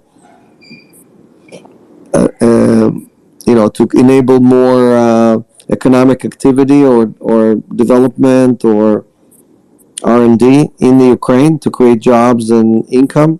It wasn't like in El Salvador where they were trying to add Bitcoin to the local currency as an alternative form of payment. And I don't think it had anything to do with Russia invading or anything like that. I don't think that they were planning on that as like a backup currency in case something bad happens to their currency. So yes, they definitely have crypto, and we'll work with them to help them get the most out of it. Right. So do you think that if Russia announces that, like, they officially own Bitcoin, that would what do you think the U.S.'s reaction would be, or other countries? Well, the U.S. will probably try to ban it, meaning try to block Russia from using its Bitcoin to, because obviously that's why we put sanctions on them, right? So if they switching from gold or from whatever, they still have a little bit of treasuries, they have all kind of other assets, we will need to block them or try to block them. So it's not necessarily a good thing for Bitcoin, right? It's I know a country announcing that it has Bitcoin sound like a good thing, but you want it to be announced in kind of a good context, not a negative context. Exactly. And that's exactly why I'm asking the question, is because I'm saying that, it could be a negative thing. And then if that happens, then people are going to start blaming, Bitcoin as the bad, evil actor around the world, even more so than they've already tried to make it. Yeah. Again, people expect bad things from Russia, so I don't think it will be very negative to the price. But, we definitely want good use cases, not bad use cases. Like if they're buying weapons with that, obviously that's not a good use case. Is there anything in the network that you think we as holders could do to, I guess that's the point of Bitcoin, is that we can't really, block bad actors using Bitcoin.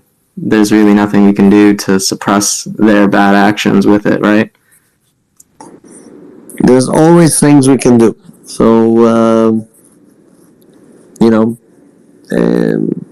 it's not true that there's nothing we can do. I mean, you saw the two thieves who got caught stealing all that Bitcoin from 2016, right? They basically the second they actually try to use it, they get caught and got arrested, right? So it's not true that there's nothing we can do, and I can tell you the authorities are very, I would say, over the years they got very well prepared and well trained to take action.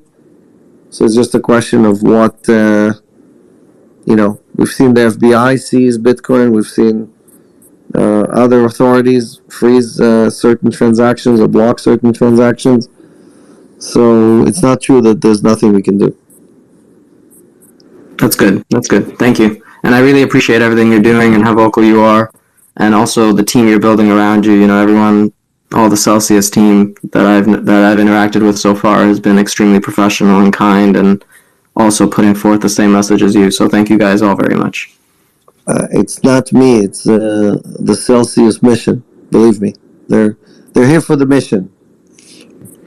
Alex, based off what you just said, couldn't our intelligence agencies create tons of friction for the Russian addresses on the Bitcoin network instead of just banning it altogether? Just create a ton of friction, and then it's difficult for them to use. Well, I don't know if you guys saw, but the Ukrainian government actually announced that they instructed exchanges in the Ukraine to block crypto owned by Russian citizens. So that's already in effect, right? And I think there's a lot of things that can be done. It's a question of,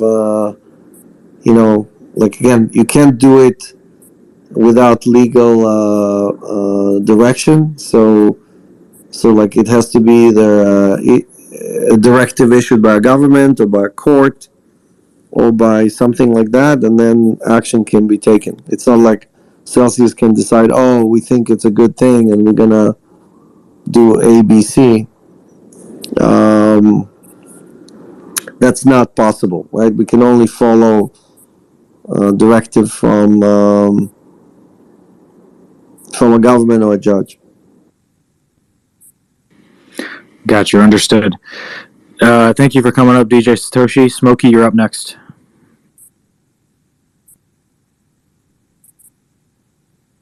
Smokey, if you're trying to speak, make sure you're unmuted.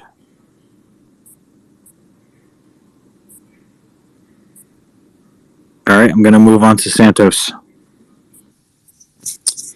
Good evening, everyone. Just a public service announcement. We are hosting Celsius in Spanish and Espanol on Mondays, 11 a.m. Eastern Time. So if you have any friends, if you have any family, colleagues that are not fluent in English and you want to send them over, Araceli and myself, we host these meetings every Monday morning, 11 a.m. We hope to see you, and best of luck. Thank you for that, Santos. Lucia, you're up next. Good evening, everybody. Good morning, good afternoon, wherever you are on our lovely planet. Sending love and light and peace. And in more mundane news, I wanted to mention that next Tuesday, the 8th, March 8th, which is International Women's Day, there's going to be on Twitter Spaces here a group of women. They're called WOW3. It's women on Web3. Women on Web3. WOW3. They're having a 24-hour Twitter Spaces here on Twitter. You can check the link on my Twitter page. Just wanted to mention that.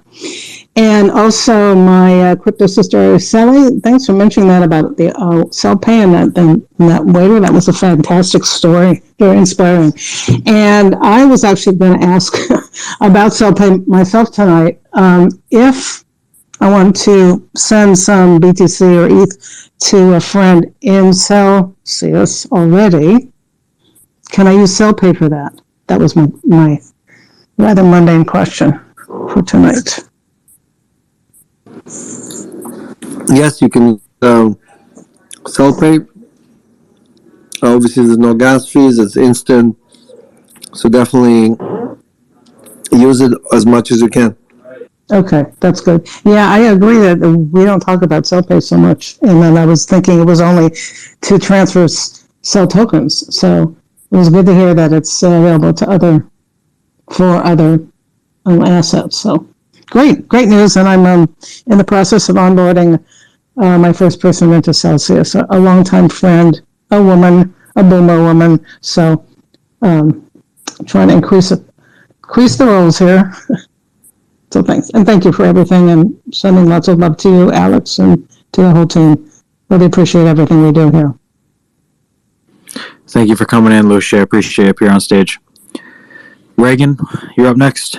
Zach, can I just? I'm sorry, Josh. Can I add something to some info for Lucia? Absolutely.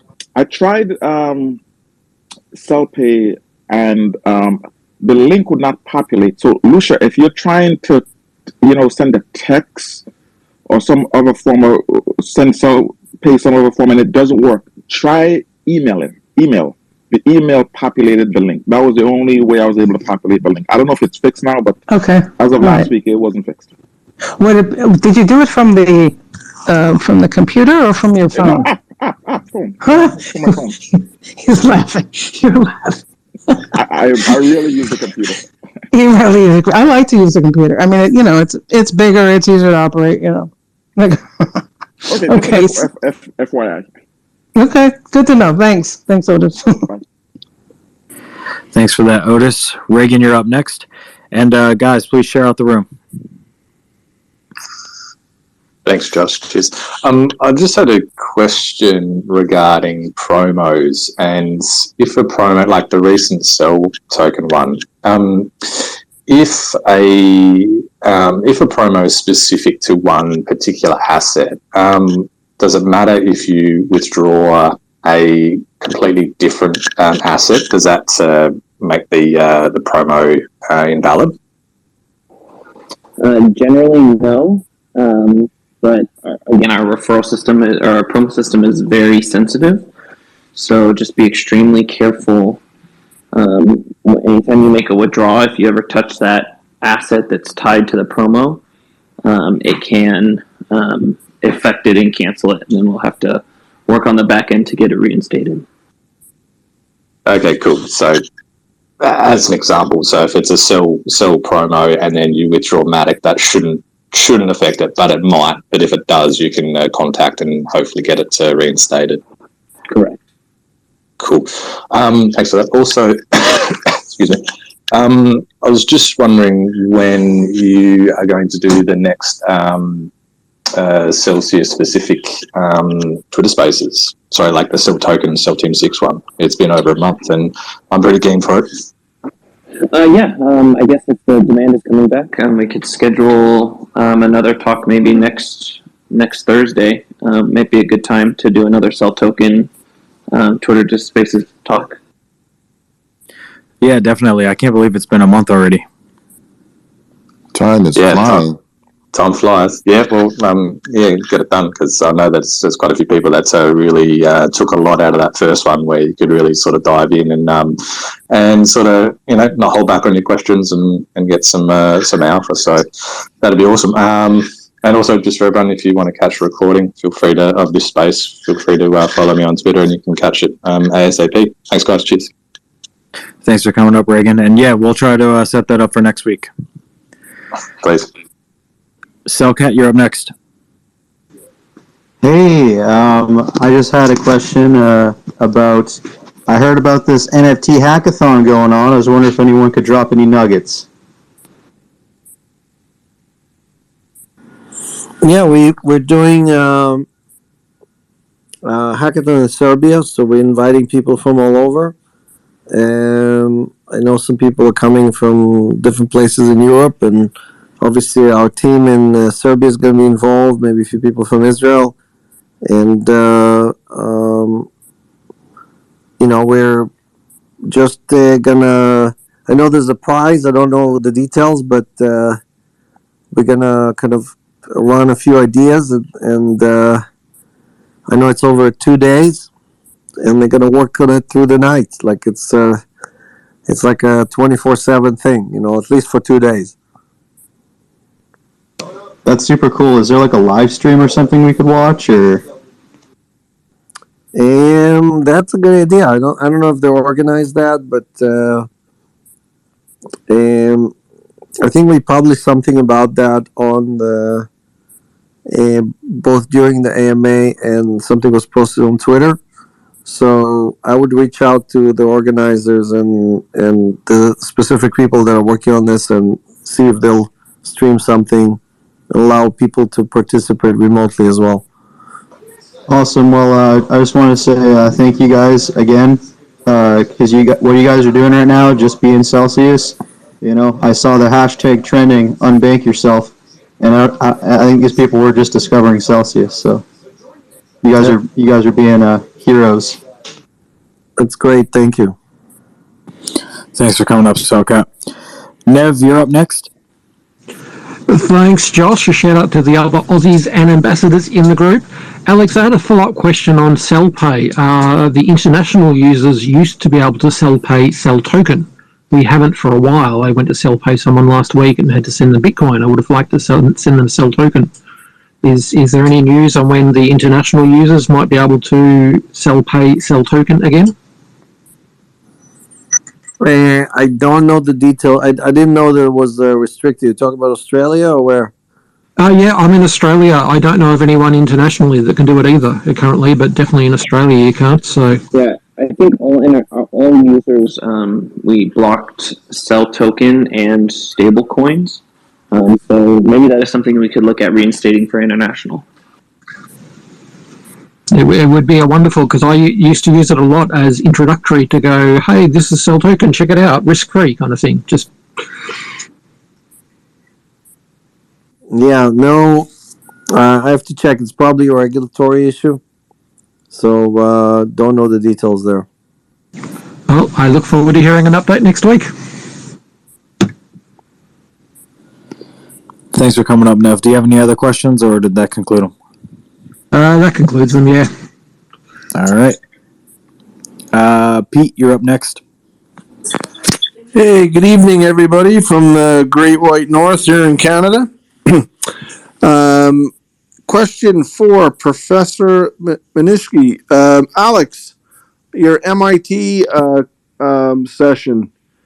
Can you give us any insights on not financial advice, but any insights on blockchain technology, and maybe from the class you taught, was there a use case or some sort of insight on the future of blockchain technology from your session? Thank you. So I'll be doing a full AMA with the same lecture I did in MIT. So basically using the same slides and trying to kind of teach the same class. And so I'm not going to spoil it and give you guys all the details. So I think in 2 weeks we're going to be doing it on one of the AMAs. So I don't think it's the next one. I think it's the one after that. Excellent. I look forward to that. And just one comment before I jump off the stage. Not to be political or anything like that, Alex, there's over 1.5 million people who identify as Ukrainian descent, Ukrainian heritage in Canada, and about 700,000 people from Russian heritage. So even though there's one bad actor leading the world stage right now, please, everybody, be very, very mindful of marginalizing the Russian communities. Anyways, thank you very much, everybody. Have a good night. Yeah, no, I think we all agree with you that in no way are we talking about the Russian people. I think if anyone has been suffering here, it's the Russian people again and again and again. So we're all, feeling the pain for the Ukrainian people and for the Russian people. Thanks for coming up and joining us on stage, Pete. Next up is Crypto Liberty, but Scott, did you have something to say? Yeah, one thing I wanted to say really quick. Someone asked about promos and the details of the promos. I put on my Twitter page the link to the Celsius explanation of the different promos. So it's you can either go to my Twitter page and look at it. I just posted it, or it's celsius.network/promotion-rules. So have a look at that, or just go to my Twitter page and see. That gives a good breakdown of what you can do and what you cannot do with the promo codes. So that gives a good indication. Thank you for that, Scott. Next up is Crypto Liberty.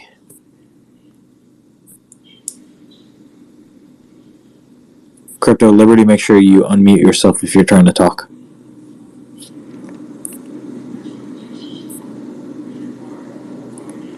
All right, I'll pivot over to Fuller. Hey guys, thanks for the time. I think the community gets really tied up in like our yield and all these other things, but I was just curious if Alex, if you kind of talk a little bit about like Celsius's like dominance in mining with Bitcoin and just kind of any details you'd like to share on that, like how many ASICs or machines we have and anything you feel would be good to know for a lot of the new people here in the community.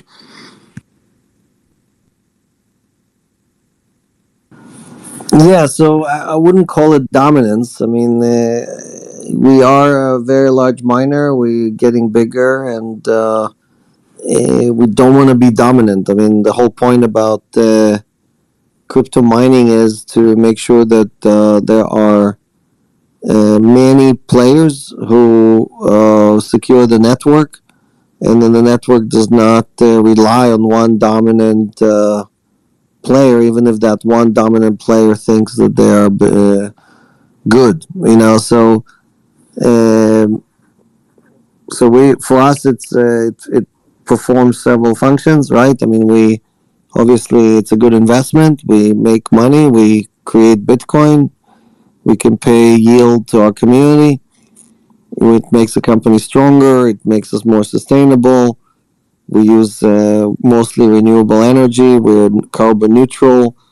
So I don't see any bad. I see only good from all of that. So But we're not trying to be dominant with our mining. Sorry about that. Dominant probably wasn't the best word. I was just meaning strong because obviously that's a really strong part of our business from what you've said in the past. And so a lot of new people to the community may not know that Celsius is very strong in that aspect. So I guess strong was probably a better word for that. Yeah, so we'll be publishing new numbers. We don't have anything right now.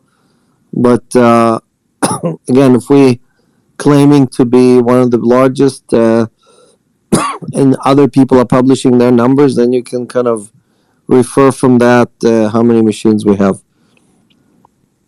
Sweet, thank you. That's all, Josh. Awesome. Thanks for coming out, Fuller. All right, Crypto Liberty, you're back up. You got a good mic? Can you hear me? There we go. Yep. Okay. Yeah, just a couple thoughts. First of all, my heart and prayers goes out to all the citizens of Russia and Ukraine. And I'm glad to see how crypto is playing a role in this for the citizen who likely isn't concerned about the war. They're just trying to live life. So appreciate the words from Alex on that. I've been trying to get Celsius spread to everybody I know, friends, family, colleagues, and one of the biggest hindrances is the onboarding features, and I know you guys are coming out with them. But a quick workaround that I found for those out there looking to try to get as much money into Celsius with as little cost, if you use the Lightning Network and use an app that uses it like Strike or even Cash App. Cash App is a little more expensive, but you can get Bitcoin into Celsius at nearly 0% fee. I mean, there might be just a slight. If I put 1,000 in, I usually get 998 point something. And if you don't want to hold Bitcoin, you're trying to get USDC, if you immediately transfer the coin that's the same minute that you bought it and then swap it at that time, there is no tax consequences. So to me, that's been the cheapest, fastest. You don't have to wait for the ACH clearance of 4 to 5 days.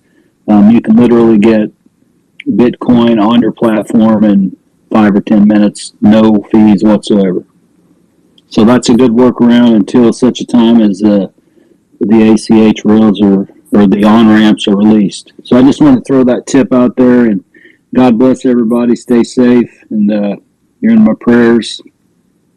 That's all. Thanks for coming up, Crypto Liberty. Rob, you're up next. Yeah, I'm sorry I had a connectivity issue before. Thank you, Alex, for your answer regarding the possible unfavorable look that regulators might give us if our users were to use DeFi. Basically, what I took from your answer was we don't have to be perfect. Kind of reminded me of the bear analogy that you've used in the past. We don't have to run faster than the bear. We just have to run faster than Crypto.com and Nexo and be a little bit better in the space, even though we are a lot better. I had one additional question. Mr. Bulger, the new CFO hire, obviously, it's bringing his credibility to the platform in and of itself is great for the reputation for other large institutions thinking about us, dealing with us. But I was just curious, when you hire a CFO of this stature, do you expect him to bring strategies with him that he can apply to the crypto environment? I mean, he's been trained and spent his life in TradFi. Do you have to educate him from the ground up once he arrives? Or can you port some of the strategies that have worked for him, that have made him such a successful CFO at Royal Bank, immediately? Can those be immediately applied to Celsius? Yeah, so Royal Bank of Canada, I think, is the 5th largest bank in the world. That's the last stats I saw, and I think it's like $1.5 trillion under management. So obviously, powerhouse compared to Celsius with 20 billion. We have probably less assets than they have in one of their smaller branches, right? So, so for us, it's there's definitely most of the stuff we do is kind of stuff that banks do every day, right? We just do it with crypto assets, and they do it with dollars and securities and other things. So there's definitely a lot of similarities and a lot of things that are very, very, in parallel to what we're doing, right? So it might not be exactly the same thing because crypto obviously works a little bit differently. But the ideas of, okay, how do you create yield and where do you, like, for example, expressions like NIM, net interest margin, all this stuff is exactly the same, right? So I don't feel we have to teach Rod anything. There's a lot of things he can teach us. As we scale, right? I mean, a lot of it has to do with, okay, as we go from 20 billion to a trillion, can we have someone that already went through all of that and help us navigate that growth and experiences, and like you said, the prestige that comes with. I think Rod is the most senior person from TradFi that ever joined crypto. You're not going to find anyone else, not in Coinbase, not in BlockFi, not in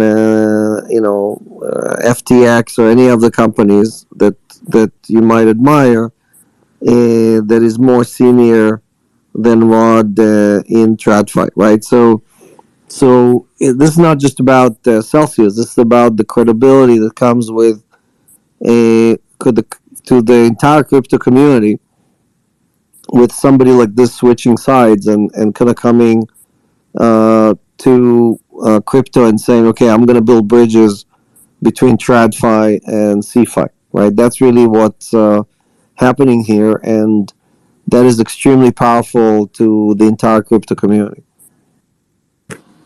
Wonderful. I think I understand. He's not only a CFO, he's also a lobbyist. That's great to the TradFi world. Thank you. Rob, did that conclude your questions and thoughts up here? Yeah, it did. Thanks. You can send me off. All right. Thanks for joining us up here. Joey, you're up next. Can you guys hear me? Yep. Now we can hear you. There you go. Quick couple questions. Are there any plans to add UST or other chains from the Cosmos ecosystem? Because I mean, they offer pretty crazy, seems to be sustainable yields because everything's locked up forever. So I was just curious if you guys are thinking about that. And then the next question I had was, we had I think it was Kraken or Gemini, I don't know. They came out and said, yes, if regulators tell us we got to lock your stuff down, we have to do it, so get off. I don't know if you guys already spoke about that, but what is Celsius's kind of take when, let's say they have customers in Canada or wherever, and the regulators or Russia, I don't even know, and they come down on you guys and say, you need to freeze everything from your customers that are based out of XYZ. As soon as I heard that, I immediately thought of Celsius, and I was like, what would Celsius do? And I don't blame you guys if you guys have to follow through with that, but I'm just very curious. I know we saw like Binance and other people saying we're not going to freeze anything. So yeah, I'm just really curious to know. So mainly UST, if you guys are going to hold UST, and then that question at the end.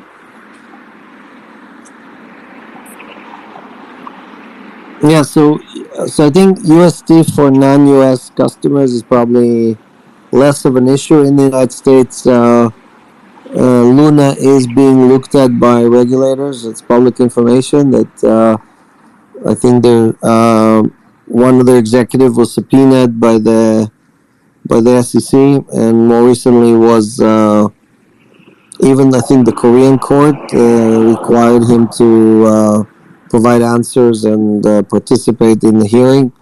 So we want to be careful and again wait to see what happens there before we list it in the United States.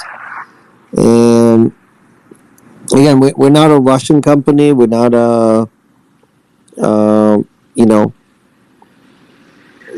Turkish company. If those countries, for example, tomorrow decided to block crypto or request certain things, we don't see that as a requirement. Again, we have a U.S. company, we have a U.K. company. If those regulators ask us to do certain things, then we oblige. But otherwise, we're not going to just blindly follow requirements from other countries. Okay, cool. Yeah. I mean, I would be shocked if the U.S. did that. That'd be that would literally, like, so many lives would be ruined and destroyed, or just the act of it would just send such a bad message. Back on the UST thing, and I'm curious what you guys think about this. Do Kwon said that if anything were to happen, let's say the SEC did, they just said we have to shut them down. We got to shut down Terraform Labs. He said he would shut down the company, but the code is out there, and Anchor protocol already exists, right? Like for example, Uniswap. Like if you put the code out there and it exists, it's in DeFi now. Like you destroy it, like nobody can get rid of it. It's just in space. Like, I mean, how do you stop a DeFi protocol that's open source that anybody could just replicate and put into the ether? You know, like I'm very curious how regulators would, how do you stop something like that? You know what I mean? It's very interesting to me. Yeah, I don't think.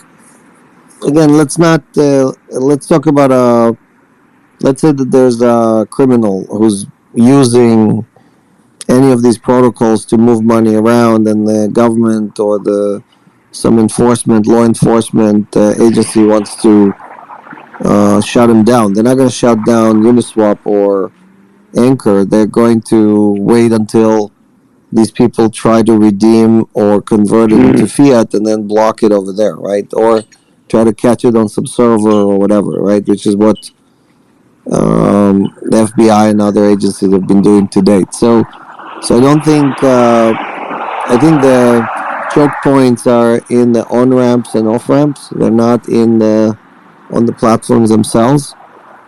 And so I agree with you that there's probably no technical way to just shut down any DeFi protocol or any blockchain. I mean, that's the whole purpose of those decentralized elements. But again, regulators and law enforcement agencies watch these things continuously, and when it touches any kind of fiat gateway, they can basically lock it up over there.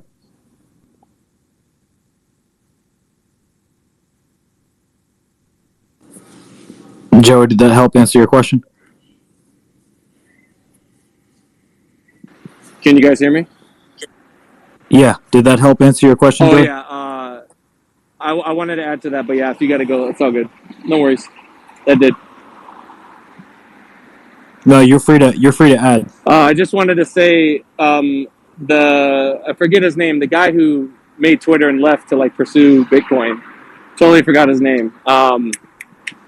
Oh my God. Dorsey. Yes, Dorsey. Jack yes. Dorsey. He's basically really trying to go hard into creating a decentralized fiat on ramp, right? And that kind of blows my mind, because now it's just now you have, I don't even know how you would do that. I literally don't even know how you would implement that. But I know that Anchor is trying to find a way to make it so you could you just have a card and you could spend UST to buy, everyday things.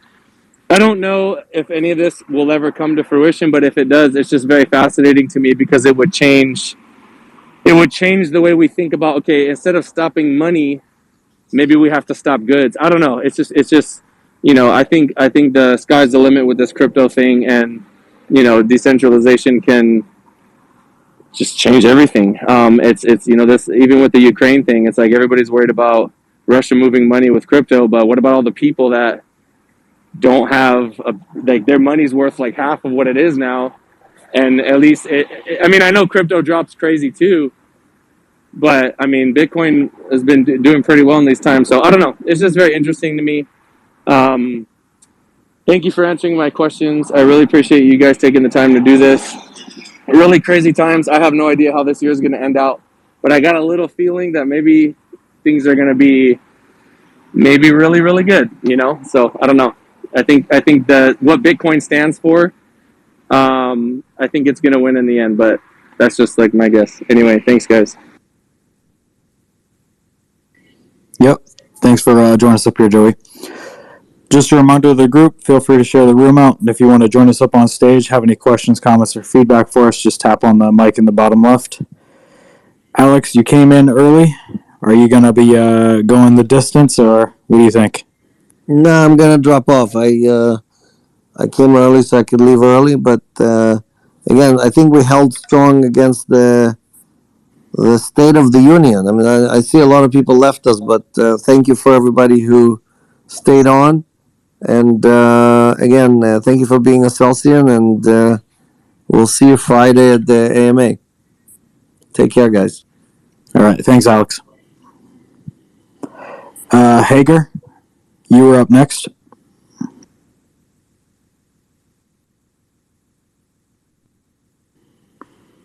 Oh, dropped out. Todd K, go for it. Hey guys, any updates for the outage tomorrow for the development updates, or anything cool coming our way? I guess is really what I'm up to.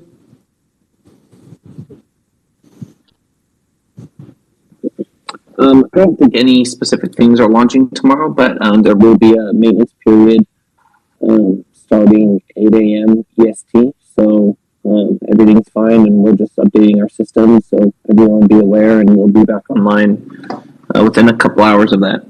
Great, thanks, guys. Thanks for coming up, Todd. Guys, I think we might end it early as well. State of the Union clearly kind of took over here tonight. But Zach, Scott, I don't know if you guys have any closing thoughts up here on stage. All good for me. Again, we do have some great promos live right now. One for AVAX that we just launched and messaged everybody, and then the Cell Token promos as well. Also, give a try earning and sell. We're going to be changing that, so you'll get a 10% bonus even without holding any Cell tokens. So great opportunity to try this and get higher rewards on those transfers. Go ahead, Scott. Yeah, and I just wanted to reiterate again, have a look at that.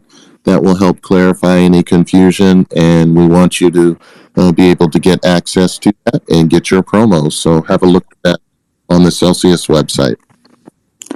All right, guys. As I say every week, we run these rooms, on a weekly basis for you. We work very hard to keep an open dialogue for you and the company. Make sure you're following myself, Zach, and Scott as we do this throughout the week for you. And we will catch you on the next one. Hope you guys have a great rest of your night. Good night, everyone.